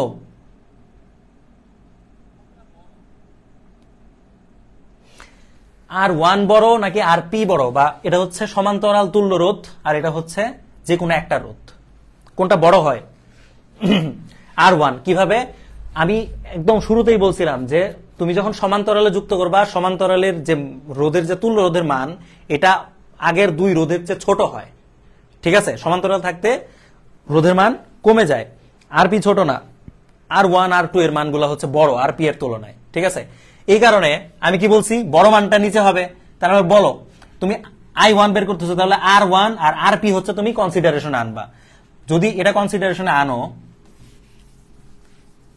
তাহলে হচ্ছে আমার দরকার I1 লিখলাম, উপরে কি দিব, ছোট মান। ছোট মান কে এই দুটার মধ্যে, আরপি ছোট, এই যে আরপি, আর নিচে কি দিব, R1 দিব, R1 দিব, দিয়ে এইখানে কি গুণ হবে আমি আগে বলে দিছি, আই টোটাল, যে বর্তনীর যে আইটা আছে সেটা আই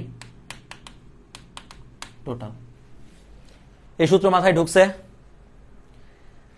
এখানে যদি 2টা 3টা 14টা যদি রোধও থাকে, তুমি যেই রোধেরটা বের করবা সেটা নিচে দিবা, আর যদি সমান্তরাল থাকে অবশ্যই, তো সেক্ষেত্রে আর হচ্ছে তুল্য রোধের মানটা উপরে দিয়ে দিবা, শেষ, আর কোনো ঝামেলা নাই। তাহলে আমরা বলো এই সূত্রের ক্ষেত্রে, এই যে আমি যদি বলি যে হচ্ছে V2 বের করব, তো V2 এর সাথে সম্পর্ক R2 এর, আর শ্রেণী সমবায়ে তুল্য রোধ কি হয়, RS। এখন RS বড় না R2 বড় এটা জানাও, RS বড় নাকি R2 বড়?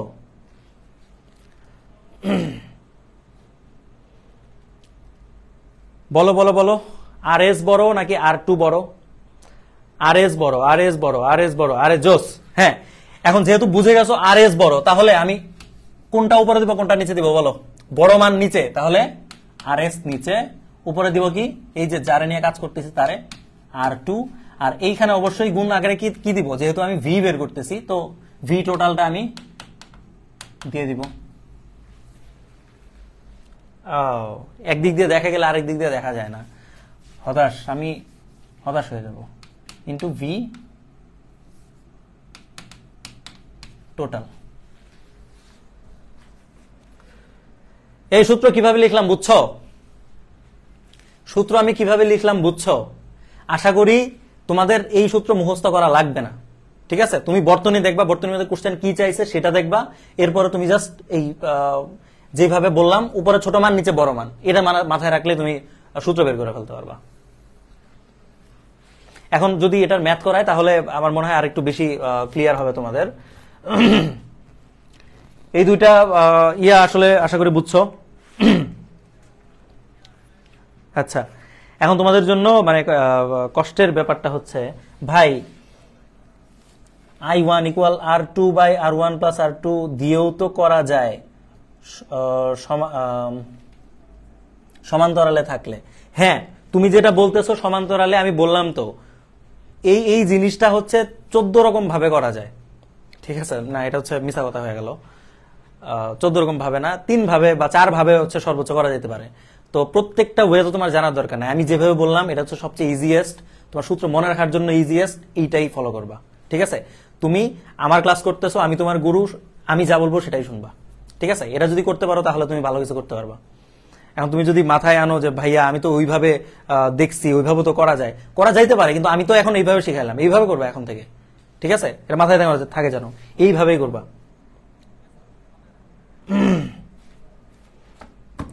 হ্যাঁ সাদিয়া, ধন্যবাদ আমার নামে হচ্ছে একটু সাফাই গাওয়ার জন্য।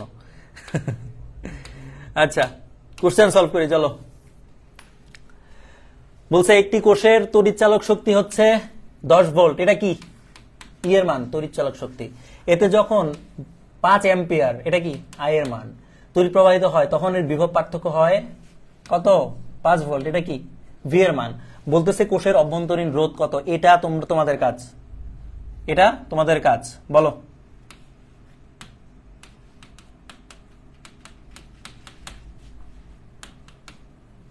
দেখো এই যে সূত্র আমি হচ্ছে এইভাবে বলছিলাম, এইভাবে শিখো কি V plus I R equal হচ্ছে ই। এখান থেকে তুমি যদি আই আর মানে আরটা যদি বের করতে চাও, সিম্পলি ভিটা হচ্ছে ওই পাশে ভাগ দিয়ে বিয়োগ দিয়ে দিবা, তার মানে হচ্ছে আর যদি বের করো, আর কি হবে ই মাইনাস ভি ভাগ কত হবে আই, অর্থাৎ আই। এখন তুমি ম্যাথ সলভ করো, এটা হচ্ছে ই এর মান হচ্ছে 10, ভি এর মান হচ্ছে 5, 10 মাইনাস 5 বাই আই এর মান কত 5, 5 বাই 5 কত 1, তো 1 ওহম। এটা কিসের মান, এটা হচ্ছে অভ্যন্তরীণ রোধের মান। হ্যাঁ সবাই পারছো, ধন্যবাদ। ওকে, এটা যদি পেরে থাকো তাহলে হচ্ছে আমরা পরের ম্যাথটা করে ফেলি, এটা হচ্ছে সবাই খুবই ইজি। আচ্ছা, বলতেছে প্রতিটি 5 ভোল্ট এবং অভ্যন্তরীণ রোধ হচ্ছে এত, এবং দুটি বিদ্যুৎ কোষের শ্রেণী সমবায়ে সাজিয়ে এদের প্রান্তগুলোকে যদি আমি 95 ওহম রোধের একটি পরিবাহী তার যারা যুক্ত করি, তাহলে বিদ্যুৎ প্রবাহের মাত্রা কত হবে। দেখো এটা কোশ্চেনটা আসলে কি বলতো, বলছে প্রতিটি, এখানে 2টা কোষ তুমি ইউজ করতেছো, এই যে কোষের ইউজ করতেছো এবং শ্রেণী সমবায় ইউজ করতেছো, তার মানে সূত্রটা কি আসবে বলতো, আমাদের হচ্ছে প্রবাহ মাত্রা আই। আমরা শিখছিলাম I equal n into E by বড় আর প্লাস আর, আমি যেহেতু বলছিলাম 2টারই ইয়া দিবা। এখন এনটা কোথায় বসাবা, যেহেতু শ্রেণীতে, তাহলে হচ্ছে ছোটটার আগে। এখন এই সূত্র দিয়ে তুমি ম্যাথ করে ফেলতে পারবা। দেখি এন এর মান কত, প্রতিটি এত 2টি, তার মানে হচ্ছে 2 অভ্যন্তরীণ, আচ্ছা প্রতিটি এত ভোল্ট, তার মানে এটা কি তড়িৎচালক শক্তি, তার মানে হচ্ছে 5। আচ্ছা, নিচে হচ্ছে বড় আর, আর হচ্ছে কত, এই যে 95 ওহম হচ্ছে কি বর্তনীর রোধ, এই যে রোধের, তার মানে হচ্ছে বর্তনীর রোধ হচ্ছে আর 95 প্লাস এই যে এন ইন্টু আর, আমার অভ্যন্তরীণ রোধ কত, এন এর মান হচ্ছে 2 ইন্টু 2.5, এটার অ্যান্সার কত আসবে বলতো, 95 প্লাস 5 কত 100, আর 5 গুণে 10, 10 বাই 100, এটার মান কত 10 বাই 100, অ্যান্সার কত, কিরে ইজি পিজি, উইলিয়াম, শিশির, তোর খবর আছে, তুই ভার্সিটিতে আয়, ঠিক আছে, খবর আছে, চান্সটা পা, তোরা দেখা নেমো, তুই আমার ক্লাসে ডিস্টার্ব করস। হ্যাঁ আরে সবাই এই যে এইটুক করে দিলে সবাই পারে, এইটুক করে দিলে সবাই পারে, এটা হচ্ছে ক্লাস 1 এর বাচ্চারা দিলেও পারবে, ঠিক আছে, এটা নিয়ে ক্রেডিট নেওয়ার কিছু নাই। আশা করি বুঝতেছো কিনা সেটা জানাও, বুঝছো সবাই, এইটুকু পর্যন্ত মাথায় ঢুকছে, না ঢুকলে ড্রিল মেশিন আনবো। না না না, এই কি বলে র্যাক কেন দিব, ছি ছি ছি, এগুলো হচ্ছে বাজে ছেলেরা করে। আমি র্যাক দেই না, আমি ট্রিট দেই, আমি র্যাক দেই না, আমি ট্রিট দেই। যার যার ট্রিট লাগবে দেখা করো। আচ্ছা ওকে, যেহেতু পারছে অনেকেই, আমরা হচ্ছে এরপরের ইয়েতে যাই। এটা হচ্ছে আমাদের পরের কনসেপ্ট হচ্ছে ক্ষমতা ও বিদ্যুৎ বিল। এই যে ক্ষমতা ও বিদ্যুৎ বিলের ক্ষেত্রে আমাদের একদম ট্রেডমার্ক কয়েকটা সূত্র, যে হচ্ছে ক্ষমতার ক্ষেত্রে ক্ষমতা হচ্ছে কি পি দিয়ে প্রকাশ করি, পি ইকুয়াল ভি আই, এই সূত্রটা, ভি হচ্ছে ভোল্ট, আই হচ্ছে কি তড়িৎ প্রবাহ। আচ্ছা, ভি আই কে আমরা এটাকে এইভাবে লেখা যায় ভি স্কোয়ার বাই আর, আরেকভাবে লেখা যায় আই স্কোয়ার আর। আচ্ছা, এখন এটা হচ্ছে ক্ষমতা, এবং এই যে বিদ্যুৎ বিলের যখন কনসেপ্ট আসবে তখন আসবে হচ্ছে শক্তির কনসেপ্ট। তো শক্তি যদি আমি বের করতে চাই ডাব্লিউ, ডাব্লিউ ইকুয়াল হচ্ছে পিটি, এটা তো জানি ডাব্লিউ ইকুয়াল কি পিটি, ক্ষমতাকে যদি সময় দিয়ে গুণ করো তাহলে হচ্ছে শক্তি বের হয়। এখন আমি পিটি পি এর জায়গায় কি মানগুলো বসাইতে পারি, ভি আই টি হয়। আচ্ছা, এরপরে কি হয়, ভি স্কোয়ার বাই আর টি হয়। আবার হয় কি আই স্কোয়ার আর টি হয়। আমি আশা করি সবাই এই সবগুলা জিনিসের পরিচয় তোমরা জানো, সবগুলা জিনিসের পরিচয় আশা করি তোমরা সবাই জানো। এরপর আমি লিখে দিচ্ছি আই ইকুয়াল তড়িৎ প্রবাহ, ভি ইকুয়াল বিভব পার্থক্য, তারপরে কি আর আছে, আর হচ্ছে রোধ, পি হচ্ছে ক্ষমতা, এই লেখা বোঝা না গেলে বইল। এরপরে হচ্ছে ডাব্লিউ ইকুয়াল হচ্ছে কাজ বা শক্তি। আচ্ছা, এই যে এই এর ক্ষেত্রে এই কয়টা জিনিস জানলেই হয়। আর এই যে শক্তি, আমরা যখন বিদ্যুৎ বিল হিসাব করব তখন কি করব, বিদ্যুৎ বিল হিসাব করা হয়, বিদ্যুৎ বিলের একক কি, বিদ্যুৎ বিলের একক হচ্ছে কি ইউনিট। আচ্ছা, ইউনিট আসলে কি, ইউনিট হচ্ছে কিলোওয়াট আওয়ার। আচ্ছা, কিলোওয়াট আওয়ার আসলে কি বুঝাচ্ছে, কিলোওয়াট মানে এই যে পি বা ক্ষমতার যে এককটা, এক্ষেত্রে ক্ষমতার একক হবে হচ্ছে কিলোওয়াটে, নর্মাল ওয়াটে না, কিলোওয়াটে হবে। তো কিলোওয়াটে মানে 1000 ওয়াট ইন্টু এর সাথে হচ্ছে আওয়ার মানে এক ঘন্টা হচ্ছে তোমার গুণ করে দিতে হবে, ঠিক আছে। তো তুমি যদি ঘন্টার যদি গুণ করে দাও, সবসময় 60 মিনিট যদি গুণ করে দাও, তাহলে হচ্ছে সেখান থেকে তুমি বিদ্যুৎ বিলের একক সরাসরি ইউনিটে পাবা, ঠিক আছে। এটা যদি হয়ে যায় তাহলে হচ্ছে আশা করি ম্যাথ করাইলে তোমরা আশা করি বুঝতে পারবা। দেখো বলতেছে, আচ্ছা একটা একটা একটা মজার একটা বিষয়, এই যে এই ম্যাথটা তোমরা যারা জিএসটি পরীক্ষা দিচ্ছ, এই ম্যাথটা আসছিল কিনা একটু জানাও তো। 2 নাম্বার ম্যাথটা আসছিল না জিএসটিতে?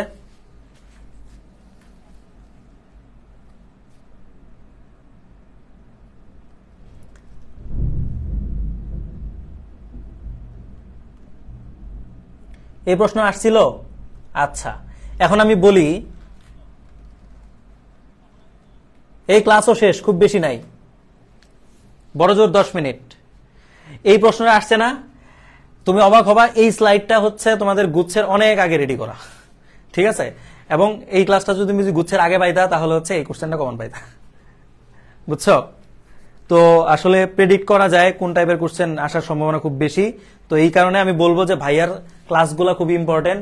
তোমার প্রথম কাজ হচ্ছে এই যে ভাইয়ার ক্লাস করে গেলা, এরপরে হচ্ছে এই ক্লাস নোটটা ভালো মতো দেখবা, এই ম্যাথগুলা ভালো মতো প্র্যাকটিস করবা, এরপরে হচ্ছে কোশ্চেন ব্যাংক সলভ করবা, তারপরে ভার্সিটি কোশ্চেন ব্যাংক, হ্যাঁ, তারপরে তোমার হোয়াট এভার তোমার যা ইচ্ছা হয় তাই করো, ঠিক আছে। কিন্তু সবচেয়ে বেশি ইম্পর্টেন্ট হচ্ছে ভাইয়ার ক্লাসের নোট, এরপরে হচ্ছে ক্লাসের করানো ম্যাথগুলা, এরপরে হচ্ছে কৃষিগুচ্ছ কোশ্চেন ব্যাংক, তারপরে হচ্ছে ভার্সিটি এর কোশ্চেন ব্যাংক, ঠিক আছে। এগুলো হচ্ছে ভাইটাল জিনিস, এগুলো কিন্তু মানে মিস দেওয়া যাবে না, বিশেষ করে ফিজিক্সের ক্ষেত্রে, না হলে বিশাল একটা বাস খেয়ে যাবা, ঠিক আছে। আমরা হচ্ছে ম্যাথটা করি। দেখো, 6 ভোল্ট শক্তির উৎস দ্বারা একটি বাতির মধ্য দিয়ে যদি এত তড়িৎ এত 2 মিনিট দ্বারা প্রবাহিত হয়, শক্তি বের পরিমাণ কত?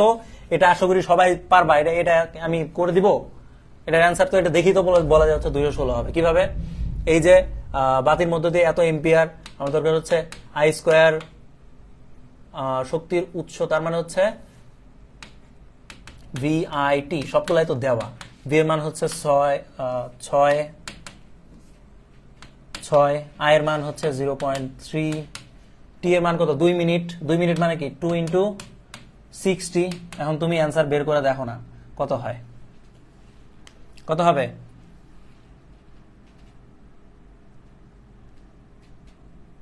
বারো 3 12 36, 36 গুণ 6 কত? 36 গুণ 6 কত? 6 6 36, 3 318 আর 3 21, তার মানে হচ্ছে 216 জুল। হ্যাঁ, নোটের পিডিএফ ফ্রি ক্লাস, আমি কি নোটের পিডিএফ দিব তোমাদের ফ্রি ক্লাসে? দিতে পারি, শর্ত আছে। নোটের পিডিএফ পেতে হলে পরিশ্রম করতে হবে। দেখো, এরপরে কোশ্চেন, এটা আশা করি সবাই পারো। মিটারের হচ্ছে ভোল্ট আর ইয়া দেওয়া আছে, তার মানে হচ্ছে কি পি ইকুয়াল আমরা জানি ভিআই। তো ভিআই ইকুয়াল কত হবে? 10 × 220 মানে কত? 2200। এখন 2200 হচ্ছে টোটাল ওয়াট, আর আমার বাল্ব এক একটা হচ্ছে 60 ওয়াট করে, তাহলে কয়টা ইউজ করা যাবে? 60 দিয়ে ভাগ করলে এটা কাটা 6, এটার মধ্যে যায় হচ্ছে 36.6666 বার, ঠিক আছে। এটা যদি হয় তাহলে অ্যান্সার কত হবে? অ্যাপ্রক্সিমেট মান, সবচেয়ে কাছাকাছি মান হচ্ছে সি নাম্বারটা, এই কারণে অ্যান্সার হবে সি।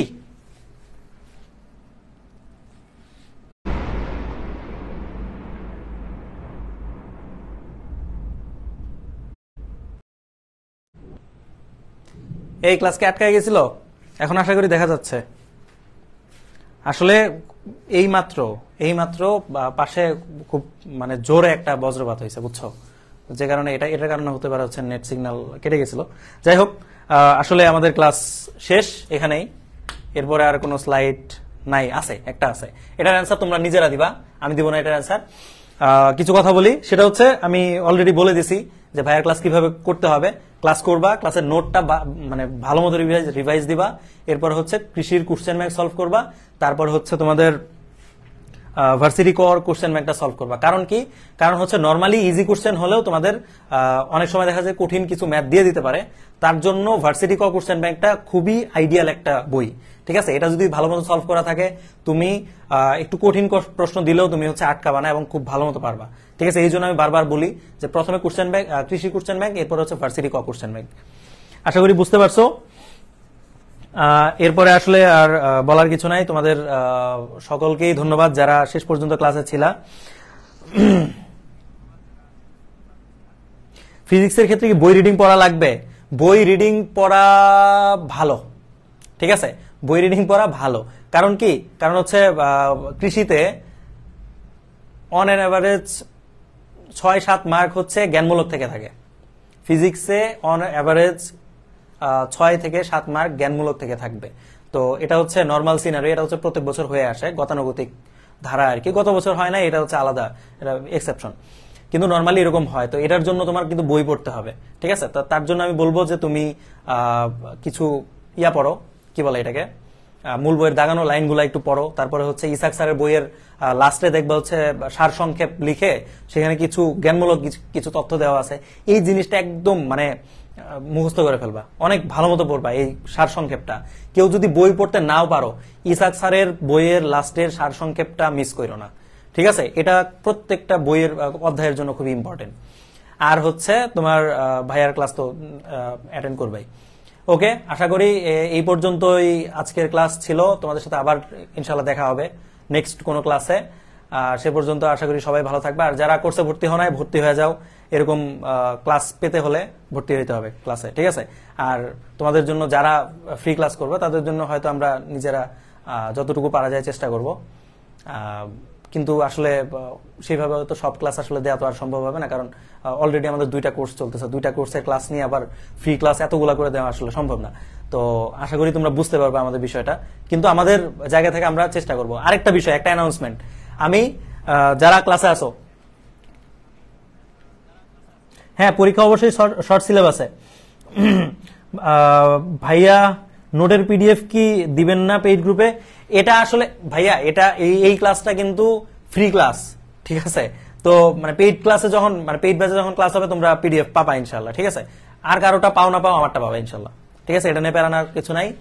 আর একটা অ্যানাউন্সমেন্ট আমি দিচ্ছি, সেটা হচ্ছে আমাদের মেসনের ফ্রি একটা গ্রুপ আছে, ফ্রি কৃষিগুচ্ছ ফ্রি ব্যাচ, ঠিক আছে। এরকম একটা গ্রুপ আছে, তোমরা যারা পাও নাই খুঁজে বের করে অ্যাড হয়ে যাও। এই গ্রুপে তোমাদের খুব অতি শীঘ্রই আমি নিজে পদার্থবিজ্ঞানের থিওরির উপরে একটা গেম শো এর আয়োজন করতে যাচ্ছি, যেখানে তোমাদের লাইভে আমি হচ্ছে কিছু ধরো 15-20টা হচ্ছে থিওরি কোশ্চেন হচ্ছে আমি সরাসরি এই যে স্লাইডে আসবে, সাথে সাথে সবার আগে যারা অ্যান্সার দিবে তাদের মধ্যে থেকে যারা সবচেয়ে বেশি অ্যান্সার দিবে, মানে ধরো 15টা কোশ্চেনের মধ্যে একটা ছেলে ধরো 5 বার সঠিক অ্যান্সার দিয়েছে সবার আগে, ঠিক আছে। এরকম মানে সর্বোচ্চ বার প্রথমবার সঠিক অ্যান্সার দানকারী হচ্ছে পোলাপান 5 জনকে আমি হচ্ছে পুরস্কৃত করব, ঠিক আছে। তো এই জন্য মিস করো না, ওই পেজে একটু, ওই গ্রুপে একটু নজর রাখো অবশ্যই, আর যুক্ত হয়ে যাও। আর এরকম মজার কিছু জিনিসপত্র আমার প্ল্যানে আছে, আনবো সামনে, ঠিক আছে। আর অবশ্যই এটা করলে কি হবে, তোমাদের থিওরি পড়াটা ভালো মতো হয়ে যাবে। এটা শুধুমাত্র থিওরির উপর, ঠিক আছে, এটা মাথায় রাখো, শুধুমাত্র থিওরি, কোনো ম্যাথ নাই।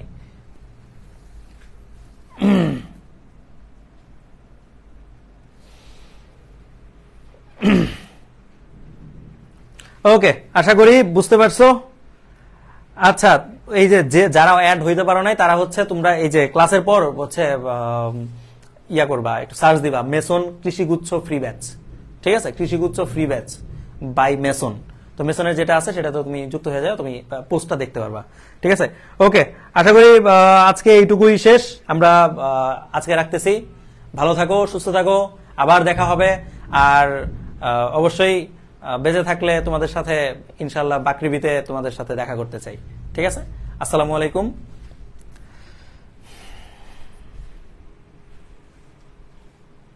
গান দিয়ে শেষ হবে না রে, আমি গান গাই না ক্লাসে।